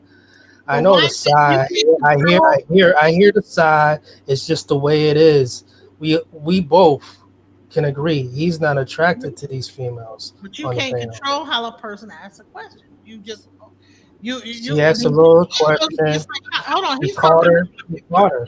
But he's supposed to be a psychologist or a psychiatrist, right? He's So no he damn should know that. psychologist. He said he is. He My said first time hearing this that he is. Yeah, he's. I don't think so. He wouldn't get a psychology degree. I don't know. Yeah, we're from. I have to. I want to see paperwork on it. Sambo University. Come on, bro. Everybody's something now. He says he's a psychologist. So yeah. I don't believe him. You know, this grift stuff online. He said that's as much as Omar is a teacher. Crazy. As a doctor, he's a psychiatrist. No, Omar's a psychiatrist. You know, it's just like, come on, man. Right. Everybody communicate. If that's how I communicate, Tommy, and with me and the people that I'm around, shame on me. But let me ask you, are you hood? I'm actually asking a question. Oh, I know, but I'm actually teaching again. I'm teaching. So if you were doing it and I'm teaching you, it's loaded, and then I show it to you how it's loaded. Why would you still keep trying to use the excuse of, well, that's how I was? Because then the next question from me will be, are you hood? Okay. Because if you're not, Tommy, then you would. I specifically asked the question. Can you just answer it? Because I don't want to. Well, I'm answering it the way I wanted to, because you asked it the way you wanted to. I wanted to ask. Yes, hold on. But you got it out. But you got it out uninterrupted, ma'am. Didn't you get it out uninterrupted? Okay. Your ridiculous question still was uninterrupted when you got it out. I don't think it was ridiculous, and I'm. But I telling do. you, Hey, it's still not answered. You understand what I'm saying? Yeah, he found the loophole. So he found a way not He to. found the loophole. He found the loophole. And that is what happens in arguments a lot of times with men and women, is because if one will ask a question that's probably loaded, the guy will focus on the loaded part. Now, of it. can I say is he gaslighting? Yeah. Thank Good. you. Thank you. Yeah. No, that was never asked upon me. I'm giving I'm sharing my insights with no filler, no fluff, just getting straight to it. He's gaslighting her because she asked a loaded damn question, point blank. You know what? I would have to agree with that. However, even though it was a loaded question, it did have levels to it to where he had to there. It was not such a loaded question that it was incapable of answering. You know what I'm saying? Now I can see it. Everybody on that panel felt the gotcha moment, bitch. You know, gotcha bitch moment. That's the everybody on that panel felt that. Like, damn, they didn't go along with it, but they seen it. So he didn't like the fact that she was putting him into a corner. So, He media trained for that part. all right, let's go. I'm trying to do this with you. I'm not What trying to you do this doing? with you. Ma'am, I don't. actually Ma'am, wanted don't. to ask- No, Okay, ma'am, I ain't your punk. Don't. Don't tell me what you ain't trying to do. If you don't want me to answer it, go on. I'm Okay. not about to You ain't go gonna punk on. me. You ain't gonna punk Ain't me. nobody, I I'm like most of you. specifically So you ain't trying gonna to punk me, ask lady. you a question. And you could have let me answer it. See what You could have happened, that's shut what up and let me answer. Question. I'm waiting. I'm just waiting. Go ahead. I'm I waiting. was answering it. Was I not Okay, go ahead. answering it? Ma'am, wasn't I answering it? Okay. Go Yes. ahead. I sure was. Yeah, in fairness, everybody has spoken uninterrupted until this point. Yes. As a point of everybody, every single person has spoken, agree to disagree. We've all spoken uninterrupted. So there was no need to interrupt Tommy at that point. Okay. Thank Even you. if you disagree. Captain, let me say this. It was as though I was trying to attack him, and I actually wasn't. So if somebody think that I'm trying to load and do something malicious, I gotta say that I wasn't. I I didn't actually use the wanted word to ask the malicious. question. I was, ma'am, if you He step pulled on down her my pants. foot We seen and the ask skid me, marks. Sorry about that. I had to go to the bathroom. Go ahead. He pulled down her pants. We seen the skid marks. We got questions. Period. All right. didn't know it. And I pointed out that you did. Why would you argue with me and say I'm making it seem like you stepped on my foot on purpose? See, he still never answered the question. You understand? See, you understand how frustrating that could be, though. He gained control of it. He gained territory of this. Hey, he didn't want. This was called damage control. He seen that problem, that question was a problem, and it was loaded. I seen it. There was a way to get away from that question and turn up afterwards and say, hey, you got skid marks in your panties. That's just the way it is. And she showed her whole ass. So Saria said that she could have put him in a box if she would have silenced herself. Right. She don't know how to play chess like that. She playing chess on the board. He playing it off the board. Right, because I can see it all day long. Like, bro, like, you're asking me, did I ask a loaded question? You're still not answering the question. So, like, that to me tells me that instead of you answering the question, you want to start an argument about There's it. only one community that's really doing this, and this is the conscious community online that's doing this a lot. But also, my big question is, when Kilmar Garcia gets deported to Uganda, is his wife Jennifer gonna go along with him after she got all that money? And I don't think so. And see, you're not gonna hear the Hispanic community go wild and say, "Hey, man, he's what's going on?" Like it's man versus woman. We kill each other more than this shit is ridiculous. I don't believe none of these panelists. I don't believe this whole community online when it comes down to this gender war and feminism and pill taking people. It's Well, just I weird. know that you're trying to say that I'm part of the pink pill, but I don't think that I'm a part of no pink pill. It's the ideology What of how ideology? sometimes people are more aligned. The ideology of the pink pill. Can you give me an example of what I said? You that may was not have digested it. Say it again. One more time. Can you give me an Could you example? one more time? What did you say? Can you give me an example of how I have done anything more idealized for the pink pill, or whatever you're saying that I like? My ideology is pink pill. What exactly was that I said in the past present or future? Okay, it's not the most evilest thing, first of all. Um, but I will answer your question directly. In the last week or so, if you look at it and understand that these other groups and panels, they don't they're disagreeable with women such as yourself, especially your type of woman, your demographic, and you're on there as the only woman basically. um yeah, and these men don't like you, they using you as a clown show. That's very, what's the attraction towards these panels? It's like It's very not. It wasn't even pink pill. It was just like content. See, that's the thing. no, it doesn't You have to put be me. Hold on, you.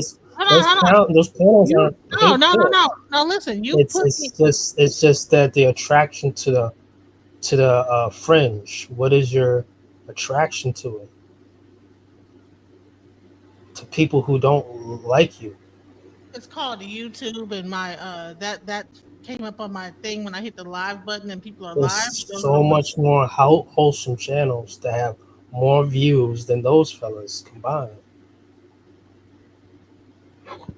Yeah, I don't have. I don't know. There's cooking channels. There's actually prison channels that would be prison YouTube channels that would be far more welcoming, more respectable.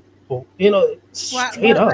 But It's just Reverend, what I'm bizarre. saying is, that like what happens is that But like you didn't do anything evil. It's just I just pointed it out. It's just saying, and I could be wrong. can you hear me talking? Can you hear me? I'm talking. Hello, hello. Can you hear me talking? Hmm. Okay. So what happens is that what I'll do is I'm gonna show you exactly what I do. All right. So I will get on YouTube, right? And I will hit It's weird for this I'll cult. hit live, and then what'll happen is like I'll get like a groups of like whatever is going on, and then I'll say, hey, I want to join a panel, and that's what happens. So that's what happened. And so those tend to be the panels that are happening at that time. So it's not that I'm like specifically, but at that time that might be what's live at the moment. So I'll just say, hey, I'll join the panel, and then I know that certain people will allow me to co-stream because I have not been really feeling like actually coming up with my own stuff, whatever. But now I'm Mhm. realizing that I don't want to do that anymore, and now I need to come up with my own like talking points and just review videos versus jumping on people's panels. So that's what happened. It's not that If, I'm pink pill or blue pill or anything. if I was that neighbor next door and I heard some type of commotion or abuse, that people were trying to bully you and trying to dox you or make you feel uncomfortable. If I was that neighbor next door, imagine that, close your eyes, and I happen to overhear these things. I'm going to be, as a neighbor, after this is done, I'm just saying, sis, you're better than this. Please, there's another way to capture an audience. You don't need these creatures. Well, that's what It's I was. sick. That's what I said earlier. But I'm not going to get involved again because No, Reverend. I already said in the maybe beginning, in the beginning, crazy. in the beginning of this conversation, I said, listen, I've been jumping on panels and sharing myself on panels, and it's not been going the best. People probably don't, blah, blah, blah. And then MJ came up here, she agreed, whatever. And so I said, well, I'm going to be starting to do my own content, focus on my own thing over here versus me going on these different panels. So at the time, I didn't really feel like doing content. I don't know what I was going through, a depression or whatever, but I just didn't feel like doing it. So it was easy to jump on a panel and just hit the because we're collaborating. Never show these fellas what your house looks like. Huh? I'm trying to give pointers to anyone else who's doing this stuff. Never show these weird fellas what your house looks like. Protect yourself. some people can pick up on how many people live in your place. Like, don't do this no more. The internet, there's some monsters offline. Yeah, understood. Thank you for that. Yeah. And there's not a, and we need to all stop pretending. We need to all stop pretending like we have an invisible army of people who are gonna free us and break us out of jail. That's not gonna happen. None of these panels are gonna ride for us. I agree. You're right about that.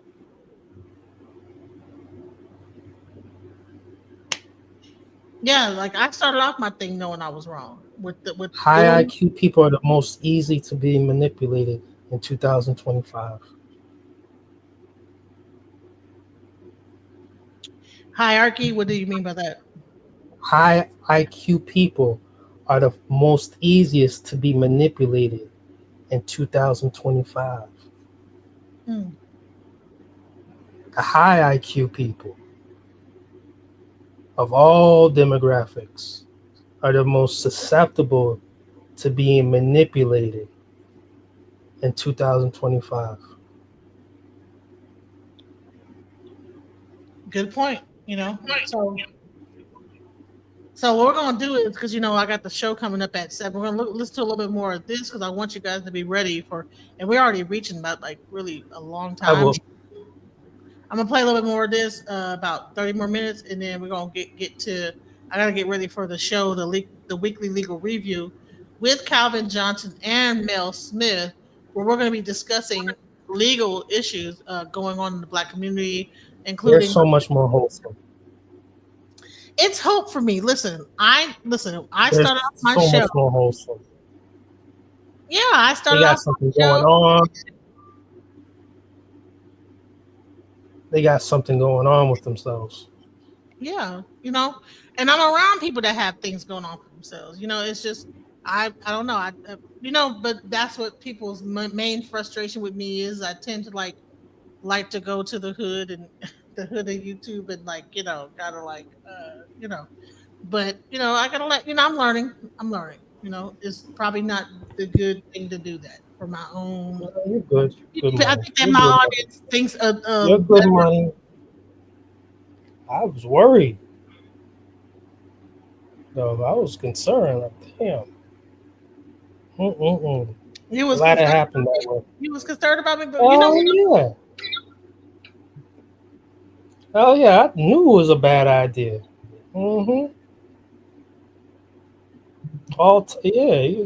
Like liquid money to these people. They don't give a fuck.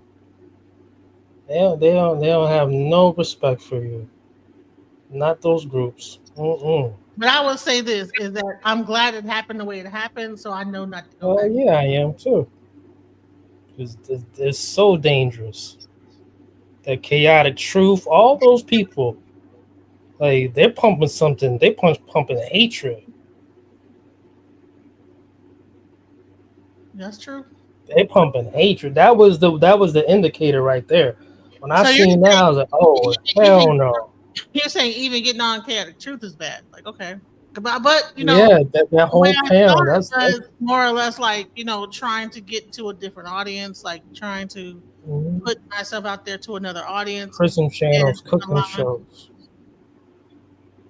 Well, honey, I ain't gonna do Prison no channels, cooking show, cooking honey. shows. Listen, a DoorDash. Okay, I don't be cooking like that, so it'll be a DoorDash show. Prison channels. But yeah, and I would say this: is a lot of people got pissed off at me that I kept going over there. And the thing is that like I said, I'll get bored sometimes. And be like, well, looking at my live and like, okay, what's going on right now? And I'll jump on a panel. I've been on. I even went on with brother Sanchez show, and he but by the end of it, they was agreeing with me, but I got and I realized that was kind of cultish the way that he runs the show. Yeah, I think a couple videos ago I left a comment like, watch out for them peoples. I'm keeping it 100. I seen the behavior. Like, it's this attraction. Like,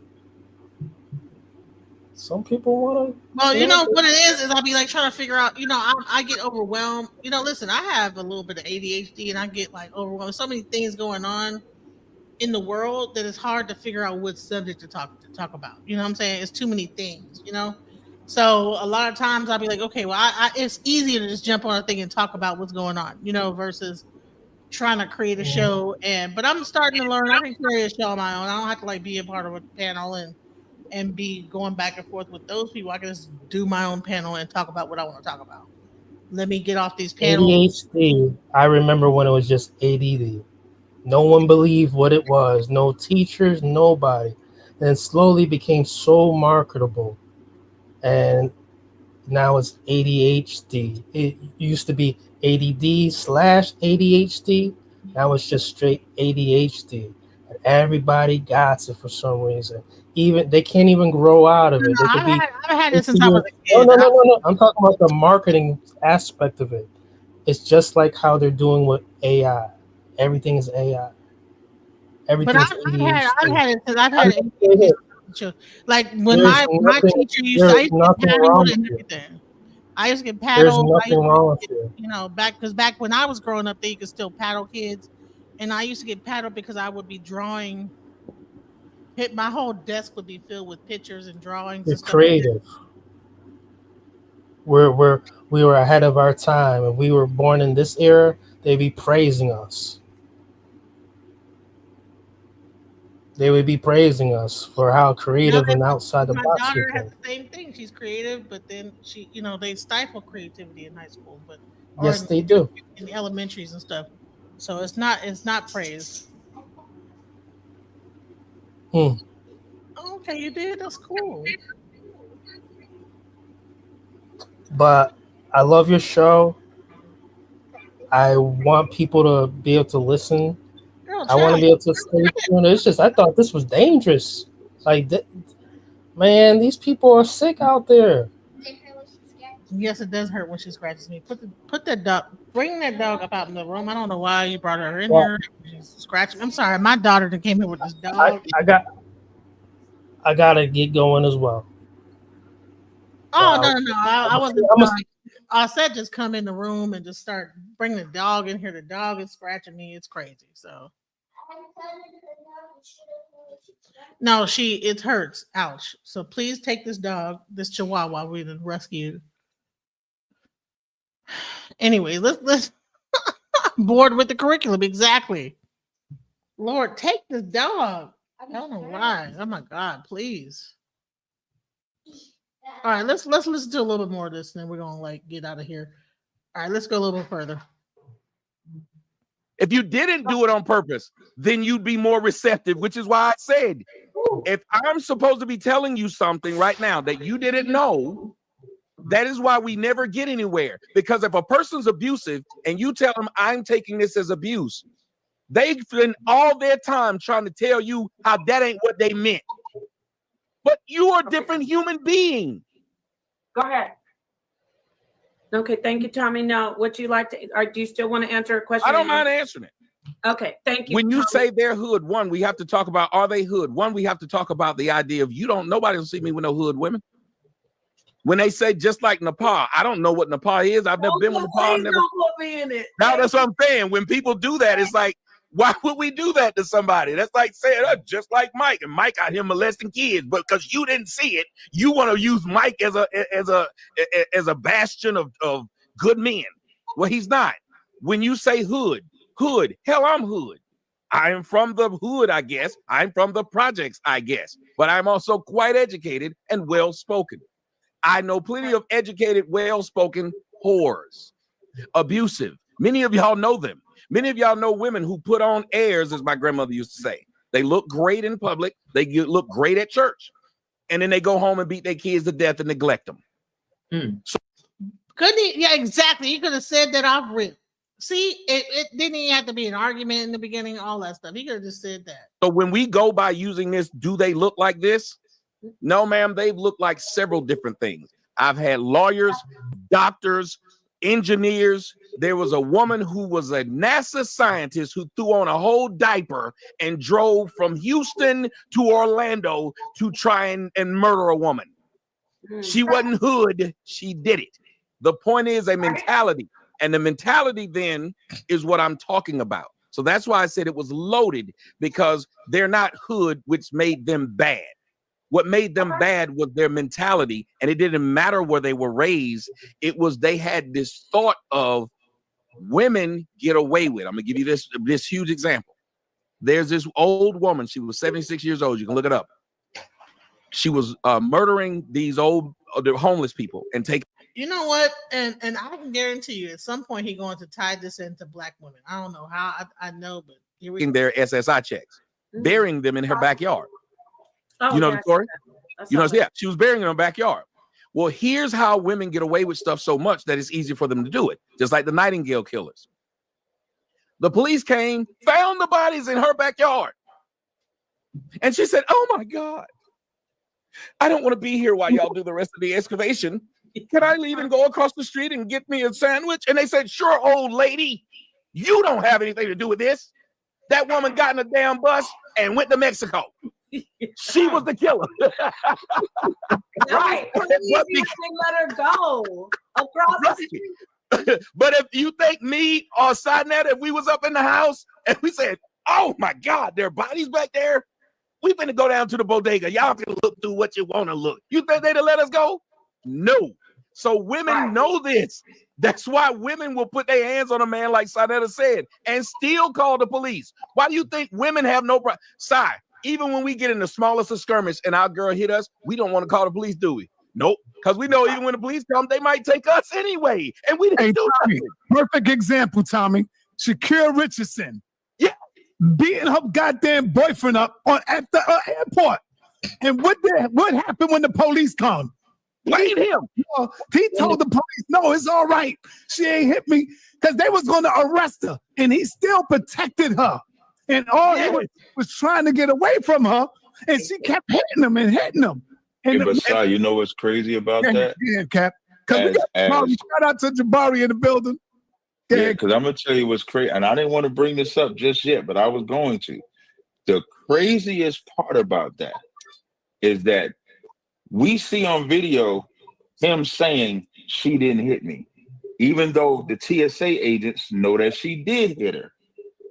She assumes that he told the police that she hit him. The police tell her, "No, we saw it ourselves." When they arrest her, she said, "Y'all really gonna arrest me? All right, Christian." And now she's threatening him after the police say, "We saw you hitting her." When she's going to jail, she said, "I want to press charges on him too." When y'all talk about abuse, she's getting locked up. And what's heavy about that before that? The TSA agent said you could see on the camera as she's hitting him, he's telling her the cameras are there, let's stop. He's telling her, let's not argue. Trying to protect her. Walking away from her the whole time. He's walking away from her. Let's not do this here. Let's not do it. This is a track star. And I'm going to tell you what else is disrespectful. This is how much women want to win in an argument. They said, you must be with hood women. Now, to make their point, they're going to make it seem like a woman that's brought up in the hood cannot be a good woman, cannot be a woman that's going to learn, cannot be a woman that's going to listen. Every black woman grew up in the hood. So you're telling me every hood woman is a bad woman, and so you must have been with a hood woman. Shakira is a track star, won gold Olympics, gold medals, and everything. And that brother tried his best to protect her. And when it came time for her to protect him, she disrespected him. And who was she nice to? Even if you watch that video, she was talking to Christian, her so-called boyfriend, with the utmost disrespect. And when you watch that video, when she talked to them cops, "Hey, no, I'm Shakira Richardson. You know, I'm a track star. I do this." "Oh, Christian, hi, Christian, I'm going to get..." That's how she talked to him. But Captain, don't forget Chris Brown and Rihanna. Now it came out that Rihanna was the aggressor. Yes. Chris Brown was trying to stop her, like I said earlier, hold her when she went and hit him. And look at what they did to him. They tried to sabotage his whole goddamn career. behind Hey, that. his whole career, but Sha'Carri, she did not get taken off the Nike team. They still dropped her shoe. She's still getting a run. But remember what happened to the boy from Kansas City Chiefs? Another example, Mr. Xavier Worthy. He was about to get kicked off the team because the girl he let live in his house was cheating. His neighbor told him, hey, bro, you might need to look at your camera. She be having men over in the house. He saw she did. He came home and just told her, you got to go. She said, I am not leaving. He said, you got to go. She then assaulted him, called the police, and said he assaulted her. This man spent the weekend in jail. And if it was not for the cameras, he would not be playing for the damn Chiefs right now. And these are these beautiful black queens. And she sure wasn't no hood chick. She was a racer. She wasn't no thug chick. She was an athlete for the United States, but she sure had a vagina, and it sure did bleed. Oh my God. So first of all, Sha'Carri Richardson from Oak Cliff. I don't know if y'all know where Oak Cliff is in Dallas, but that is the hood. Okay. I don't know what y'all talking about, but even though she might have been a track star, but Sha'Carri Richardson from the hood. Okay. She is from Oak Cliff. So stop it with that. Okay. That is not true. Let's go. 3 to 7 days a month. So she had no problem throwing that black man under that white system that they claim we have to fight every day. 40% of the black men in jail right now are in jail because a black woman put them there. Not because a white woman did it, not because a white man did it. Literally, she told on it. Okay, so can I say? Yeah, come on, sisters, you're quiet, man. What's up? Let me just ask this so that I'm understanding. So this type of behavior is, you're saying it doesn't matter whether she's a lawyer at the top, she got her life together, got everything together, or she mid, she's the average woman, or she could be good. You're saying that the mentality of women, it don't really matter what level in society that they're on. The women just all pretty much, I'm not saying all of them, but we it's the mentality. In general. No matter what sociological level. Yeah, it doesn't matter your background. Right. Yeah. If I can give an example, Okay, can I say something, Chief? Yeah. They gave a whole bunch of examples. Okay, so then if, like, the story that what I was feeling is that it was sort of like women that was sort of, maybe not as educated and was cutting up. So you all know women that's well-to-do, that's really financially, psychologically, in all the different spectrums of life, that pretty much act out in this negative way. Do you all know actual women that's on that level that's acting out? Or is it just stuff that you see from TV? Because I personally know women that's well-to-do, and the mentality is totally different. We think different, we operate different, and we don't do the type of negativity that other women do. So I'm asking the question, this is my question, and I'm gonna land it.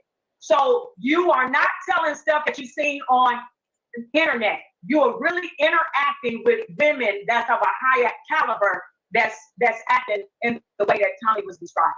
Is that what y'all saying? Yes. Absolutely. Give 99 examples that this happens. Listen, we just gave some examples of people who were not hood in the street, laid up somewhere.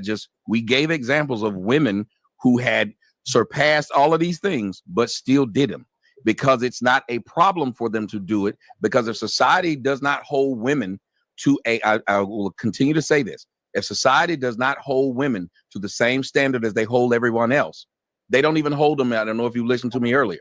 They don't even hold them to the standard of children.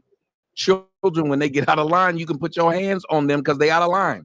But you're being told you can't even touch a grown woman, but you can touch a child. You give that kind of power to anybody, they're going to become abusive because they will abuse it. Women have become abusive because society allowed them to. They weren't able to be abusive before. Anytime you give somebody who's not used to having power, The only thing they learned, you remember what I said, if you like say women were abused before they had the right to vote, when they couldn't go out of the house, or when black women were in slavery, all these things. If these women were abused, all they learned was abuse. Now you turn around and give them power. What are they going to do? Exact their revenge. That's why you saw that girl try to get that man in trouble when he was trying to stop her from getting in trouble. We don't call the police on you because we literally, by the time a black... Hold on, do you hear what he said? He said the women that are abused, when they become empowered, they become the abuser. And that's exactly what happened to the girl with the guy, right? She said that she was being abused, that he be beating on her too. So what Tommy, I don't think he really realized what he's saying is damn self. Like, what are you saying, bro? Watch this. Watch. They don't even hold them to the standard of children. Children, when they get out of line, you can put your hands on them because they out of line. But you're being told you can't even touch a grown woman, but you can touch a child. You give that kind of power to anybody, they're going to become abusive because they will abuse it. Women have become abusive because society allowed them to. They weren't able to be abusive before. Anytime you give somebody who's not used to having power, the only thing they learn, you remember what I said, if you like say women were abused before they had the right to vote, when they couldn't go out of the house, or when black women were in slavery, all these things. If these women were abused, all they learned was abuse. Now you turn around and give them power. What are they going to do? What? Am I hearing this right? So if the women have been abused all this time and then they get power, they turn around and then become the abuser. But the thing is, we're just skip past the abuse at the beginning, right? And that's the thing, is that we just talked about how children that are whooped and whatever, they could turn around and become abusers. But when women do it, it's like, oh no, that they're whatever, blah, blah, blah, blah. Like, dude, we talked about how if you beat on your child, it could like make them be abusive in the future because because you're teaching them violence. We all talked about this. But then he just gave an example of women that were in slavery and this, that, the other, and suffered abuse and trauma. And now, that thing does get passed through birth, like, because there is actual research that talks about how, like, there's a post-traumatic slavery syndrome that happens because of the fact that people were traumatized during slavery. And that stuff passes down. And so now you're trying to tell me it's insane. This is insanity.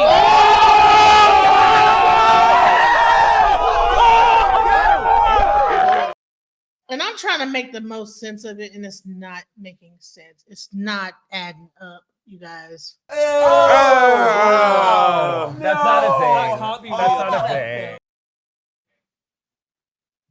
It's not. It doesn't make any sense. But they will be loud and proud with their opinions. Let's go. Exact their revenge. That's why you saw that girl try to get that man in trouble when he was trying to stop her from getting in trouble. We don't call the police on you because we literally, by the time a black man called the police on you, he damn near dead. You just said that the reason why you don't call the police is because you're afraid the police are going to turn on you. That's what you said. So now all of a sudden it's because we gotta be damn near dead. So which one is it? Is because you're just so accepting of the abuse that you just gotta be damn near dead to call the police? Or is it because you're afraid that the police are, because the regular shit about police, you know what I'm saying, that goes on,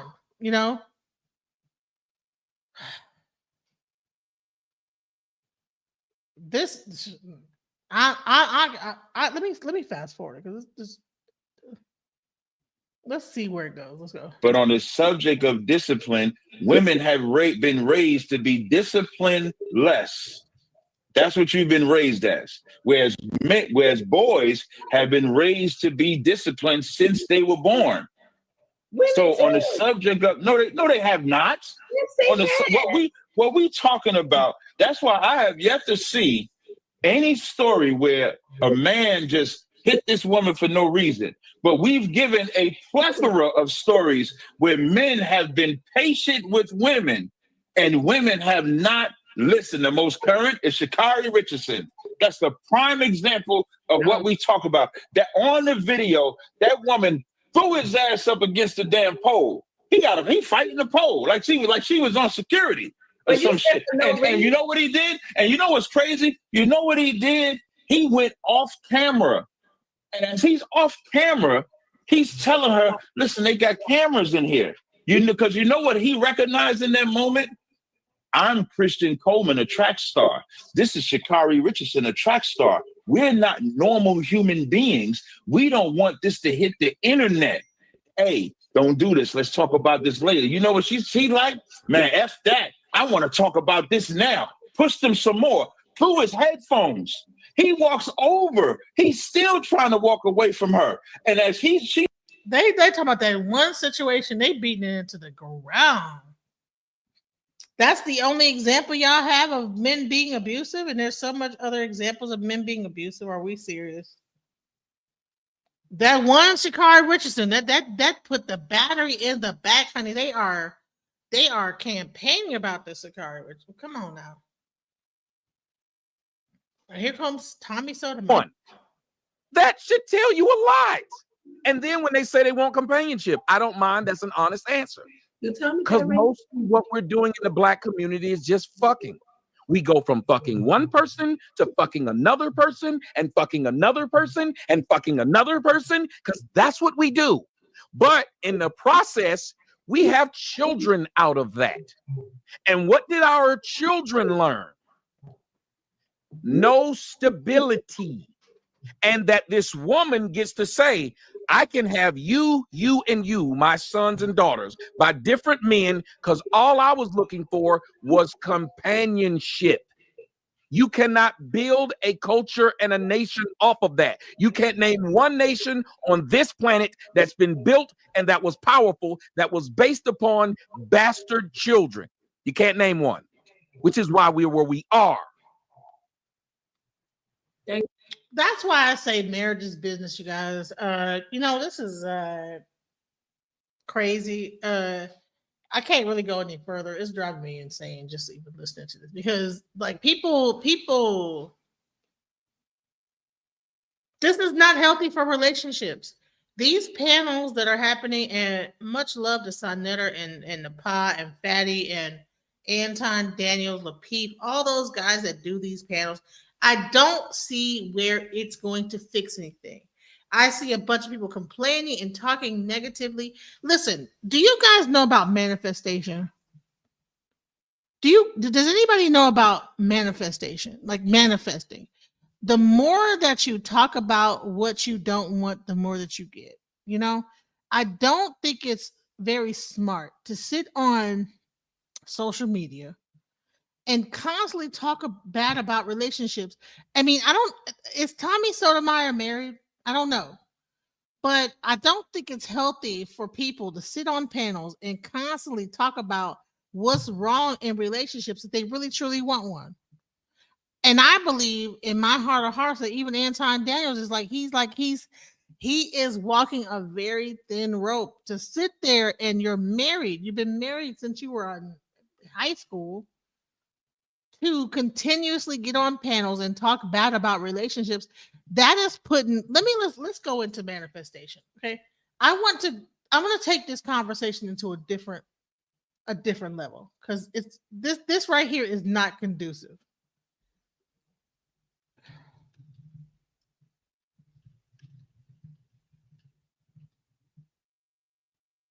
I want to just take this another direction, because Hey, it's Chase. And I love Chase Hughes because he used to be an ex-CIA agent, right? And he has a thing called the NCI. I'm not getting paid to talk about this, but I'm a part of this academy that he does. But because you sometimes have to brainwash yourself into thinking the right way, and he goes into psyops. A lot of the stuff is psyop material. A lot of the stuff is to get you to focus on something else while all this other things are going on in the world. let's go into what he says about manifestation. Let's talk about it. There's going to be a lot of goal setting videos coming out, but I want to show you a quick and easy way to do this. And I'm going to expose to you some of the ways that brainwashing is actually used on people and the exact formula to do it. And the reason I want to do this is because I want you to be able to use these brainwashing techniques on yourself. Let's get started. Theory. So first, let's talk a little bit about evolutionary psychology. There's a theory out there called the triune brain theory, that our brain evolved in 3 stages, where the first part of the brain... What? Anton Daniels is divorced? When did he get divorced? What? Anton Daniels, no. When did he get divorced? Wow. See? You can't constantly talk negative about being in relationships and continue to be in one. We need to change our mindset. Look, I initially was like going to cover this and try to turn like some positive. No, I didn't know that. Show me the video that tells me about that. I didn't know that he was divorced. I thought his wife was. I heard that they were on the crux of getting it, but I thought they got back together. That's crazy. But hello, proof is in the pudding. You cannot do that.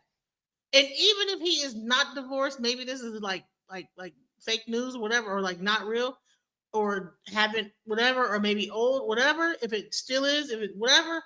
Bottom line is that it's not smart to whatever you're trying to do. If I'm trying to be a millionaire, what sense does it make to get on panels talking negatively about money? If I want to be a millionaire, why would I get on panels? Money don't grow on trees. Money don't do. And I'm always just out of my mouth, just spewing a much of hatred about money and generating wealth and things like this. We need to change our mindset. Okay, so the separation has been followed. See, understood. I understand why. How can you constantly get on panels? So imagine I'm your wife, right? And I'm in my bedroom. You're in the other room, and you're constantly talking about relationships and how jacked up women are, and you are trying to be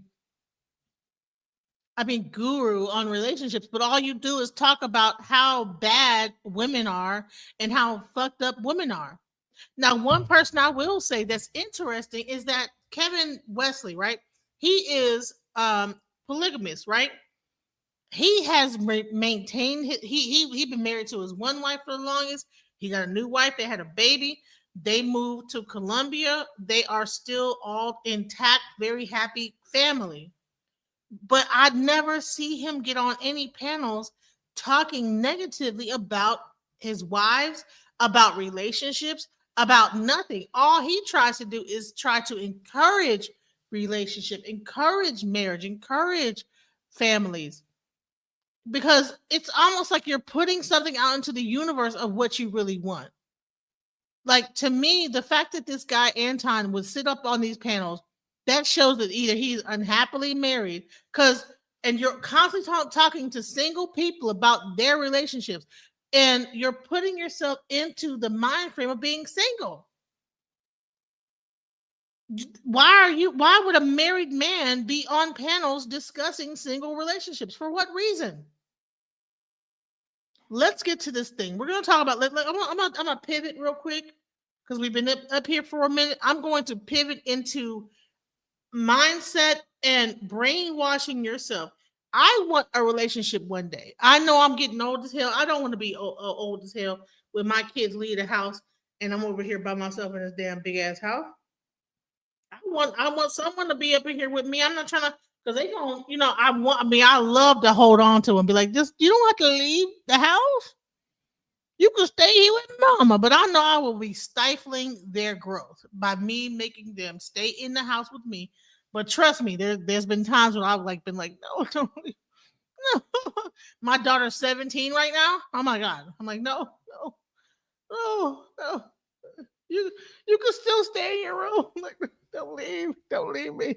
You know what I'm saying? Some kind of weird empty nester fear. like of my oldest daughter. Oh my God, I'm about to cry thinking about that. She might eventually leave and go to college. I want to cry. I'd be so worried. She's leaving the house. What is she doing? Like, oh my God. My youngest is 7, but hell, 10 more years, she gonna be out the house. And I had my kids at a very like old age. So most people my age are like they're retiring or getting ready to retire or like whatever the hell. So by the time I retire, my oldest will be like 17. I waited, But man. And she's so cute. I was like, when you get older, and she said, "Mommy, I'm gonna stay here with you." I said, oh, please stay with me. But I know that listen, my daughter's beautiful. Some man's going to want to be with her, and what would I look like trying to be like, no, stay with mommy?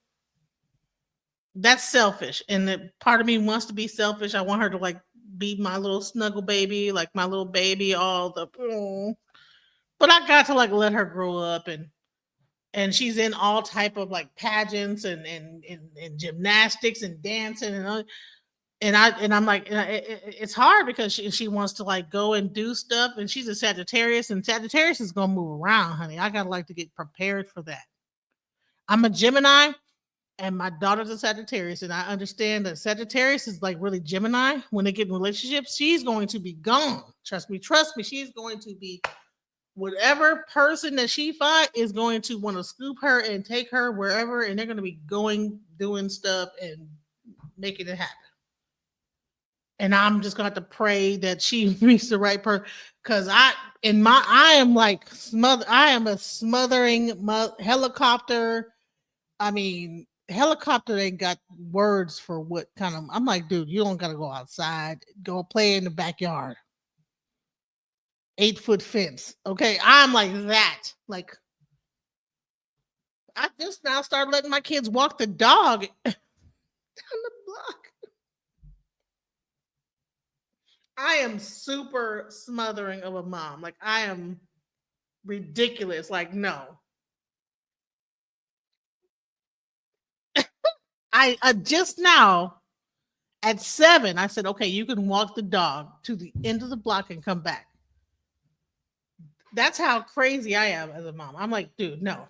And you know what I'm saying? So, but yeah. So I have to work on myself as they get older to like let go of the tight grip I have, because they're gonna I don't want them to meet somebody and then somebody show them something and like, well, this guy showed me what potatoes are. I'm gone, because that's what'll happen. Is like, you ain't never seen potatoes. Next thing you know, like, you ain't never had a baked potato? Oh, okay, let's go to the baked potato shack. And next thing you know, they're like, oh, okay, mom, I'm gone. That's the type of stuff that happens, right? But this is like how, like, you'd be so hoovering of a mom, Lord. So we have to be very careful about the things that we do in our relationships. We have to be careful about the words we say about our relationships, and I'm working on that. So let's go into this video. Let me just be quiet and let's play it. To evolve was this little guy down here, the little brain stem. This is actually what keeps our heart going, our blood flow, our breathing, digestion, all of our circulation, all the stuff that we can't consciously do. We can't consciously control it.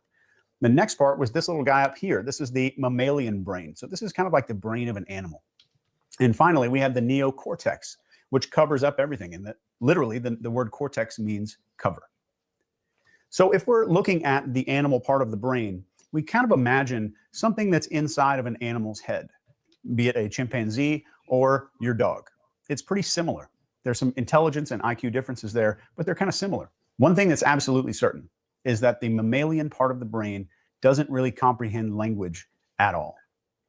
So what happens? The reason for this part of the brain, this is when we feel fear, when we experience something that's fearful, when we see something we really like, when we see a potential sexual partner. It all rings off, but it doesn't work off of words. It works off of a visual images. It works off of pain. It works off of reward and fear.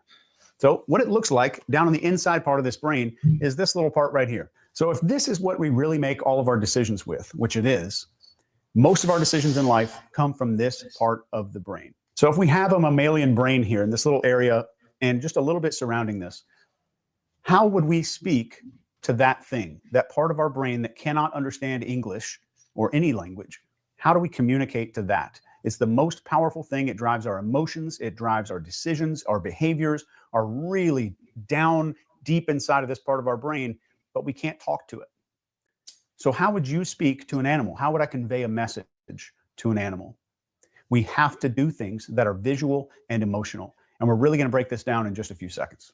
When your brain thinks that something is really important to you, it looks all over the place for it. Think of the last time you bought a new car and you drove around the entire city and all you could see was that exact make and model of vehicle. And it wasn't that a bunch of people just went out and got them right when you did. You just started noticing them because your brain somehow thought, okay, they think this is important. I'm going to start looking for it everywhere I go. And that's called the reticular activating system inside of our brain. It's basically a focus flashlight. And that's really important to us because the more we are reminded of doing something, the more we're reminding our brains that something is important to us, the more the brain's going to look for it. And we all know somebody who talks negatively all the time. They complain about things all the time. And that's what they get in their life. That's what their brain says. Oh, this person wants me to go find all these negative things. I'm going to go find them.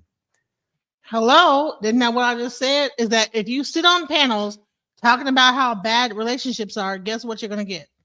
So I can guarantee you that Mr. Daniels was up here on these panels talking about how bad women are.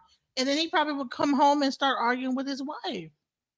She'd say something, no, I'm not trying to, whatever. Well, next thing you know, they're in like a separation or whatever they're doing. So let's go. But we're going to get down into the brainwashing part of that and how that applies in just a second.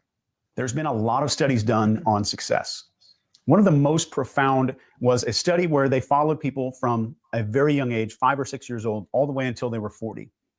And the people who became older and were successful all had one big thing in common, and that's the ability to delay gratification. That ability to delay gratification was the single biggest factor in whether or not those people wound up successful later in life. And that's just the introduction to what discipline really is.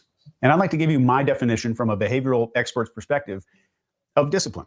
And discipline is when, in the moment, you are placing your future self's needs ahead of your own. That means the benefit to you in the future is more important than the reward in the present. And if you think about this, people who are overeating, people who don't go to the gym, people who eat bad food, people who are doing things that are not good for them, drinking too much, smoking cigarettes, whatever it is, it all boils down to whether or not they're prioritizing the needs of their future self or the desires of their present self. So when you think about your future self, I want you to think that needs to be my number one priority. And we'll get down into this a little bit deeper in just a second. Let's talk about two key concepts here in a really tight package, just so you can understand these concepts before we move into this brainwashing part of goal setting and what it really means. The first is that most of our failures we can attribute to future self-neglect. Now, I'll say that again. Most of our problems in our lives we can attribute to future self-neglect. I'm neglecting my future self. Think about how many times you've been pissed off at yourself because you stayed up late and you had an exam the next morning. Or there was something going on in your life, you decided to go party at night and you know you had a big meeting or a job interview the next day or an exam. We tend to be upset at our past tense self, not really realizing that what we're doing now is setting things up for the future self, whether we like it or not.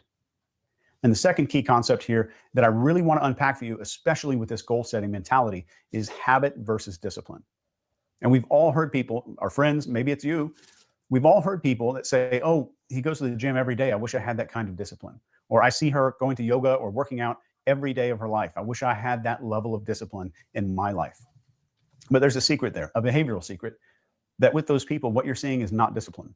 You're seeing a habit. Discipline's only required a few times, just like a teaspoonful of discipline, just to get a habit started to where it becomes a repetitive behavior. And neurons in the brain literally form a superhighway the more often you do something.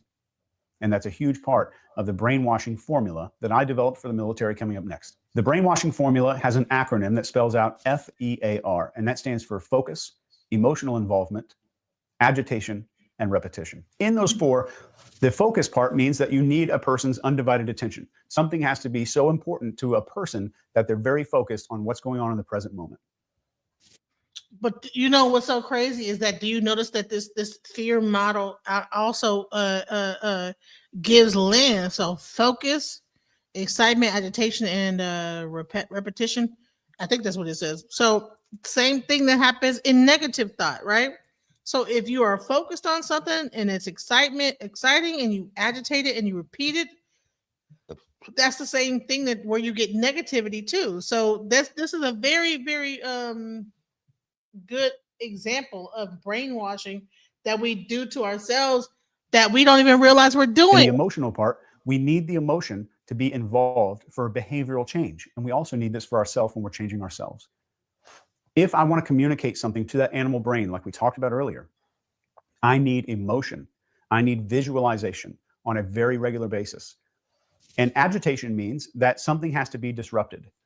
In a brainwashing scenario, someone might get their head shaved or wear outfits that are way too big for them, or be placed in a room that's not comfortable, or be deprived of sleep in some way. In your life, all we need to do is change things up. And what we're doing is we're tricking that little 3-pound piece of meat inside of our skull, that little animal brain that's in there. We're tricking it into thinking this is a new environment. I need to pay more attention to what's going on. So the more you're able to agitate your life, you wake up at a different time, you change your routines around, you move the furniture around in your house, change the light bulbs to a different type of light bulb. Anything you can do to signal to your brain, this is a different era. I've started a new chapter in my life. Whatever you can do, it automatically makes the brain start paying more and more attention to what's going on. And we get that emotional involvement. Some people have talked about vision boards before. And this is where, like, if one of my goals that I'm setting for the next year is going to be, I'm going to buy this type of house or this type of car. I want to make this kind of money. Some of these people that do vision boards, and a lot of them attribute this to a spiritual thing, which I don't know much about. I'll give you the science behind that. If you have a vision board with all of these photos that are tied to what you're looking for, I've got the photo of the house, the photo of the car, the things that I want, and I'm looking at that on a very regular basis. That is what's going to be the repetition, the visual part of it. But when you look at it, it should be something that you try to make as sensory rich as possible. So as you're looking at the vision board, the more sensory rich, what does it look like? What's the temperature there right then? What does it smell like? What does it feel like? The more sensory rich, the more we're going to translate from the upper part of our brain, which is language, sending it down to the animal part of our brain, because it builds a cohesive image. Once it gets down there, then there's emotion involved. So we have the focus, the emotional involvement, and we have the agitation. And those all three work together all the time. So the more you can get a full visual picture and force that animal part of your brain to be emotional about the event, the more likely you are to achieve your goal. You know what I'm going to do? I'm going to start doing more like manifestation. And you know what? While we are doing this, I'm going to play the money mantra, because I think that this is a good example of emotional, of the fear method, right? Focus, emotions, agitation, and I think it's repetitive. So let's go in. I am blessed to make money, money making money, money making money, money making money, money making money, manifest making money, money making money, money making money, money making money. I ain't stressed, making money, money making money, money making money, money making money. Gratitude is my attitude. I'm making money moves. Jewelry in the safe, piggy bank on full. And I'm living life abundant. I'm making money fast. I'm a money making magnet, making cold hard cash. I'm making money. Oh, I am blessed. Yeah, so you know what I'm gonna do? I'm going to create that same video with the words onto it, to where you can like actually visualize the words. And I'm going to do more like manifestation techniques like this on my channel, because I think that we need to be focused more on positivity. With the current administration the way it is, you know, we need to be focused more on how do we change our minds, because it's so negative. We're hearing about like the DC this and the and the police are brutality, and relationships suck, and housing markets going down, well, all this stuff. But you know what's so crazy is that, I was I'm thinking about selling my other house that I have, right? And I talked to a real estate agent and she was like, the housing market and this, that, the other. But then I talked to real estate investors. They said, well, no, she's thinking about this thing in the wrong way. I wouldn't even talk to that person anymore because, actually the real estate market is good on the investment standpoint. So it's about, like, if you hear someone that's around you like talking negative, you need to either get away from them or you need to change your mind. Do not let what they're saying affect how you're going to do things. Okay, because a lot of times we will hear someone else's depression and then we will absorb it and it'll become into our mind state. All right, so this is what I'm talking about, is that we need to like change our mind to get to where we need to be. So let's go. And the final piece of this is repetition. The more often you do it, the stronger those neurons will bond together. We see this in lab studies all the time. Neurons that are firing repeatedly begin to form a bond, and then more neurons form around it. So it begins from a path that you walk past the grass, and it starts to get paved and more and more and more wide the more often you do something. So it becomes an automatic behavior and a superhighway.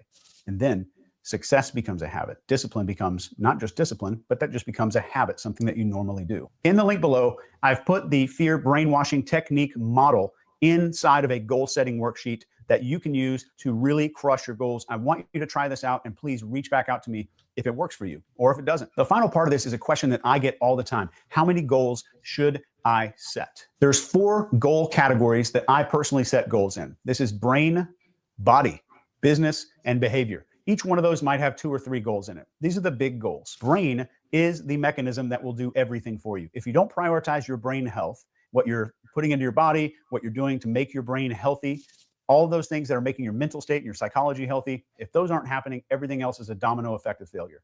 The brain is the organism that makes everything happen. The body is next, because the body is what you're using to achieve these goals. If you're writing a book, if you are starting a business and you're typing out emails, you're doing it with your body. The healthier your body is, the more likely you are to achieve your goals, because the body is the vehicle that you're using to accomplish your goals. The next is business. And this could be, how much do you want to make? How many customers do you want to have? We have a major contract coming up. I want to score this many clients a month, whatever it is. I do 2 or 3 business goals there. But I always use, for every single goal, I use the fear model. How will I make sure that I'm focused on this? How will I make it emotional? What will I do to ensure that I'm agitated? My sense of self is a little bit shaken off, and I'm letting my brain know this isn't the everyday situation. We need to pay more attention to this. And how will I make sure that I repeat this goal? And some of this might be, I'm going to put reminders all over my house. Some of it might be, I'm going to put reminders on my phone. I'm going to tell my phone, remind me every 3 hours to do X, Y, and Z. One thing I would highly recommend you do is put things everywhere you can to remind you to connect to your future self and think about your future self. One of my clients printed out a picture of themselves using an app that makes you look like 95 years old. So they would always know, I'm going to be that person one day. And they were able to connect with their future self. A lot of behaviors that were problematic before started correcting themselves. And if you think about this from that perspective, once we're prioritizing our future self and we've just got that mindset taken care of, everything else is a byproduct. So I'm eating better. I'm spending money in better places. I'm making smarter investments. I'm doing things with people. I'm building social relationships. That goes down to your relationship with your future self and how much and how often you think about them. So the 4th B is behavior. And behavior could mean I am going to schedule more time to focus on my self-discipline. I'm going to change my habits. I'm going to set goals better. I'm going to go see a counselor or a coach. I'm going to do something to make sure my mindset is constantly improving. And that's different from the health of the organism of your brain. We're talking about the ecosystem of your psychology. One critical thing you really need to have is a journal. No matter what you're doing with the goals for this year, for next year, for the next 10 years, you cannot manage what you cannot measure.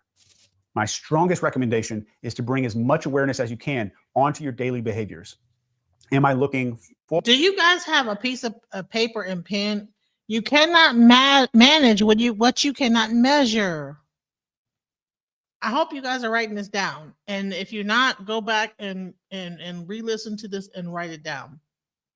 Forward to my future self on a regular basis. Just rate yourself on a 1 to 10 scale every day.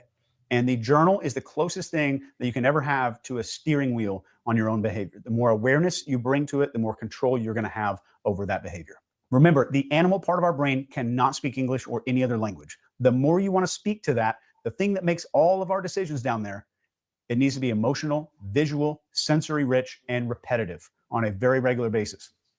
Just like when you got that new car and you noticed it out everywhere, you didn't have to try to do that. You looked at it on YouTube all the time, you looked at it online, you noticed them driving around, and eventually your brain starts thinking, this is becoming more important to this person.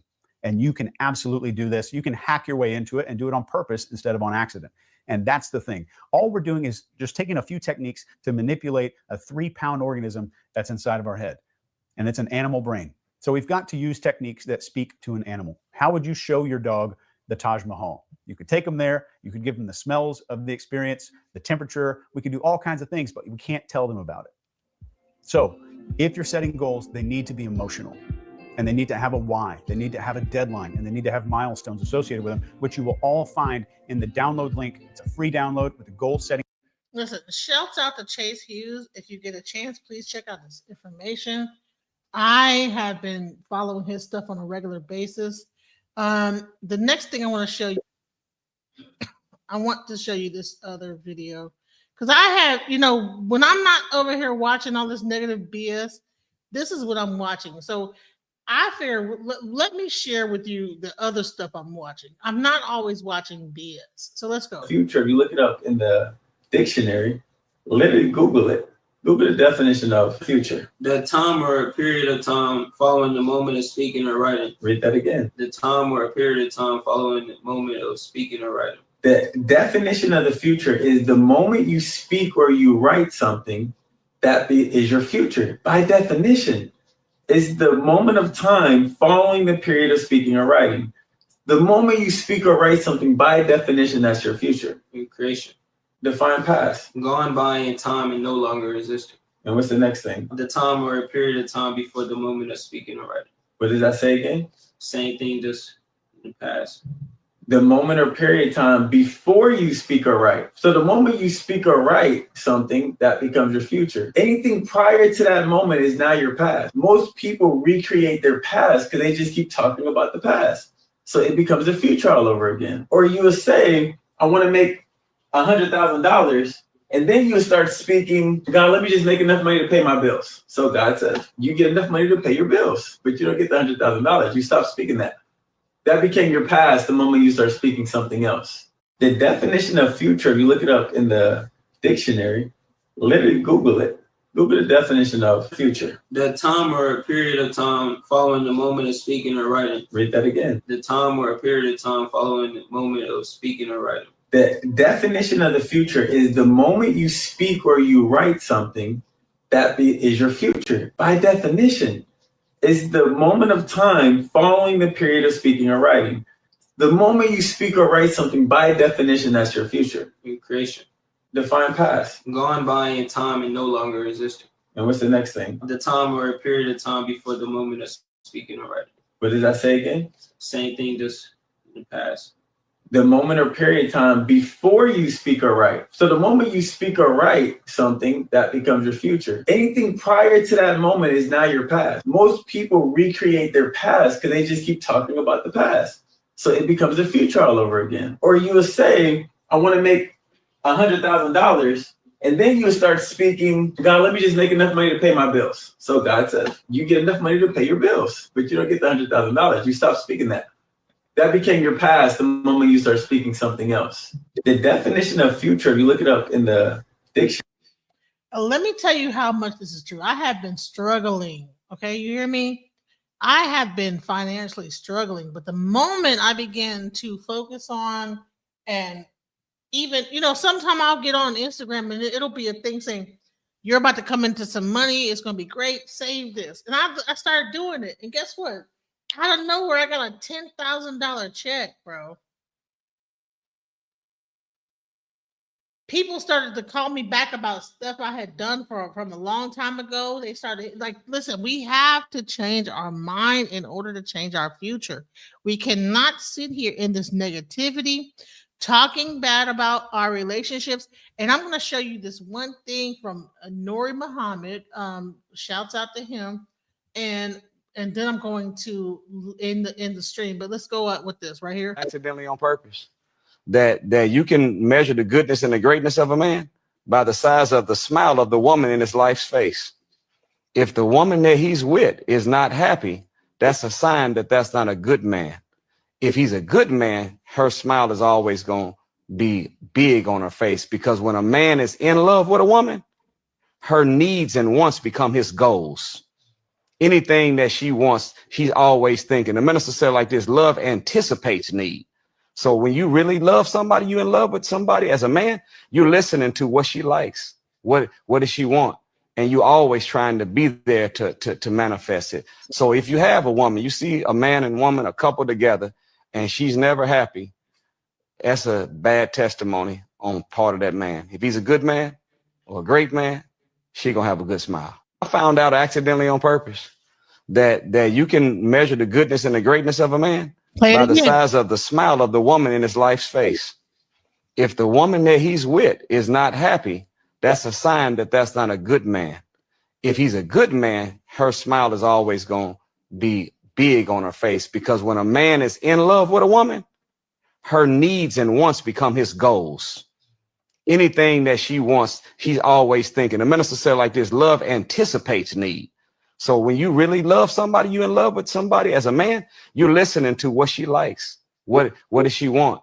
And you always trying to be there to manifest it. So if you have a woman, you see a man and woman, a couple together, and she's never happy, that's a bad testimony on part of that man. If he's a good man or a great man, she gonna have a good smile. And I'm gonna just leave it at that. Bottom line is, all these like people are talking negatively about women and male relationships. Bottom line is that, listen, I've heard stories about, some women that I think I saw it on IG, where a man was talking about like how good he feels when his woman says to him, let me find it. I'm gonna show you this one thing. One more thing before I leave, okay? Where this man was talking about the fact that he gets he gets so excited when he hears his woman say, the other woman say, well, who's going to do this for your car? And the woman say, you know what, I don't do that for my car, my man does it. And he says it makes him feel so happy. My man does my oil, I don't know how to do oil, like, he does this for me. And he feels so like something within him is like, yeah, you know what I'm saying? That and the same thing happens with women when, okay, I don't cook, my woman cooks. My woman does this for me. And we both do it for each other. We do the things of the things, That is a healthy relationship. I help you on this level, you help me on that level. We come together. It's beautiful. I don't know where we're getting off at, like constantly having this discord with each other. Honey, if she won't do it in return, you're with the wrong woman, honey. That's all it boils down to. If the woman is not going to do it in return, you're just with the wrong woman. Find the right one. But there's plenty of women out here in this world that will work with you. Okay, will work in cohesive with you. I mean, how many women are in the world? Okay. That's real 50-50. That is real 50-50. I wish I could find this video where he says, you know what? It makes me feel so happy when my woman say, well, I don't change I don't know how to do that. My husband, my man does that for me. Let me find this video and then I'm gonna leave it at that. Hold on, let me see.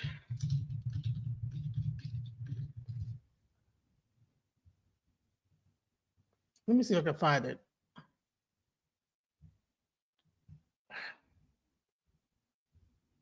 He said it makes him feel goofy inside when he hears that.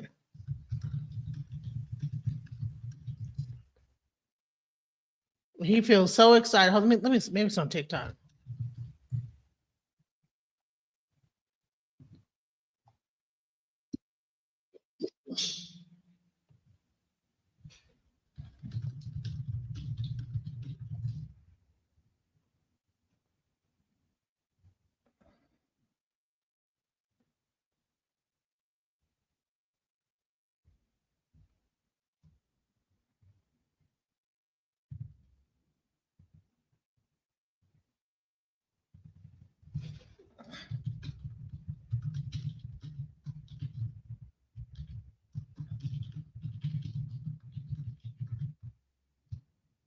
I'm looking for, hold on. Woman say my man does that.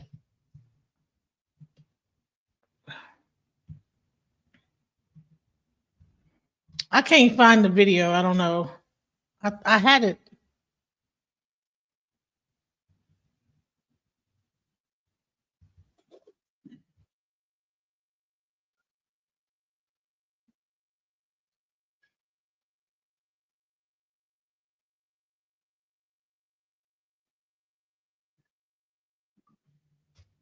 I can't find the video. It's driving now. Now I'm getting mad because hold on.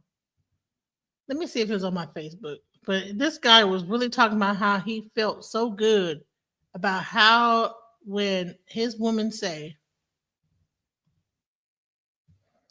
"My man does that for me," and it made him feel so good. You know what? Next time I get up on here, I'm gonna show it, but I can't find it right now. It's gonna take me too long. But listen, a lot of women love a man to do things for her, and listen, the more that a man does for the woman will do for the man. It's not always negative that, oh, okay, you're doing everything as the man, and the woman ain't gonna do back for you. I don't know what kind of woman would be that selfish. There's different women out here in this world, and if you're doing everything for the woman and she ain't doing nothing for you, get another woman, and that's it.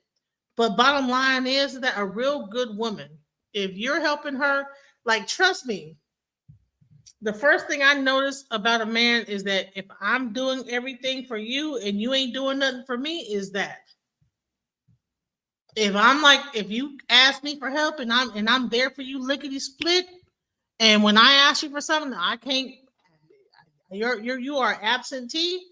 That's the first thing I notice, and that's when you lose me. And I don't give a fuck how fat you think I am and how I look, kind of whatever the hell. I don't give a damn. Like it has to be equal, and that's what it really boils down to. Yeah, you know what I'm saying? Hey, your gas. Listen, this is the most sweetest thing a guy could do.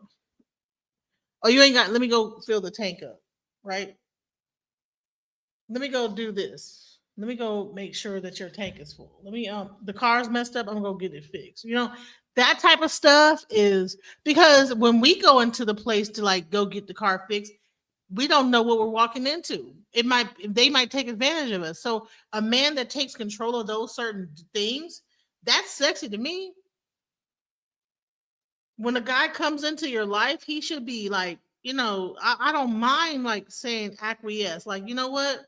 I'll let you handle that because I'm not good at that. I don't know where these new women are that these guys are talking about that will not allow a man to be a man and like step back and say, okay, yeah, go take my car and get it fixed. Go, come with me to the dealership and make sure I don't get screwed over on a new car. Go check the car out and make sure it's good, Make sure that I'm not getting overcharged on certain things, like the protective aspect. Women love that about men, the protection that men can provide to make sure that you don't get screwed over and stuff like that. Especially if you guys are like starting to like form a bond and like put y'all resources together. The problem is a lot of men sometimes just are hoarders of resources. They want to come into your life and take resources out of your thing, give it to themselves, and then bring it to another household. That's where the issue is. So we need to like work on that. You come into a woman's life, it should be a thing where y'all both are working together. That's real 50-50. Not monetarily if we go on a date and I'm paying and you're paying. Because most marriages will do that. Most real relationships will have 50-50. They will, if you can't pay it this time, I'll pay it the next time. I was seeing a guy, whatever, and he said, man, we should go see that. And I said, oh, okay. And I went ahead and bought the ticket. If you really are with a person and you really are really serious, you don't mind going ahead and covering that because he gonna cover you in another way. Okay, I need this done. Boom. That's how relationships work. It don't have to be all financial, all this, all that. This is imaginary bullshit that people are putting out online, breaking up relationships.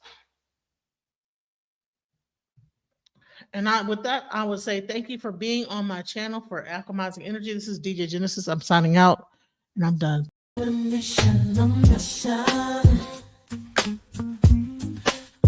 to get it right. transition, changing the way that I see life. Transition mind. I'm on a mission, trying to get it right. I'm transitioning my life, making a transition. Ooh, making a transition. Ooh, making a transition.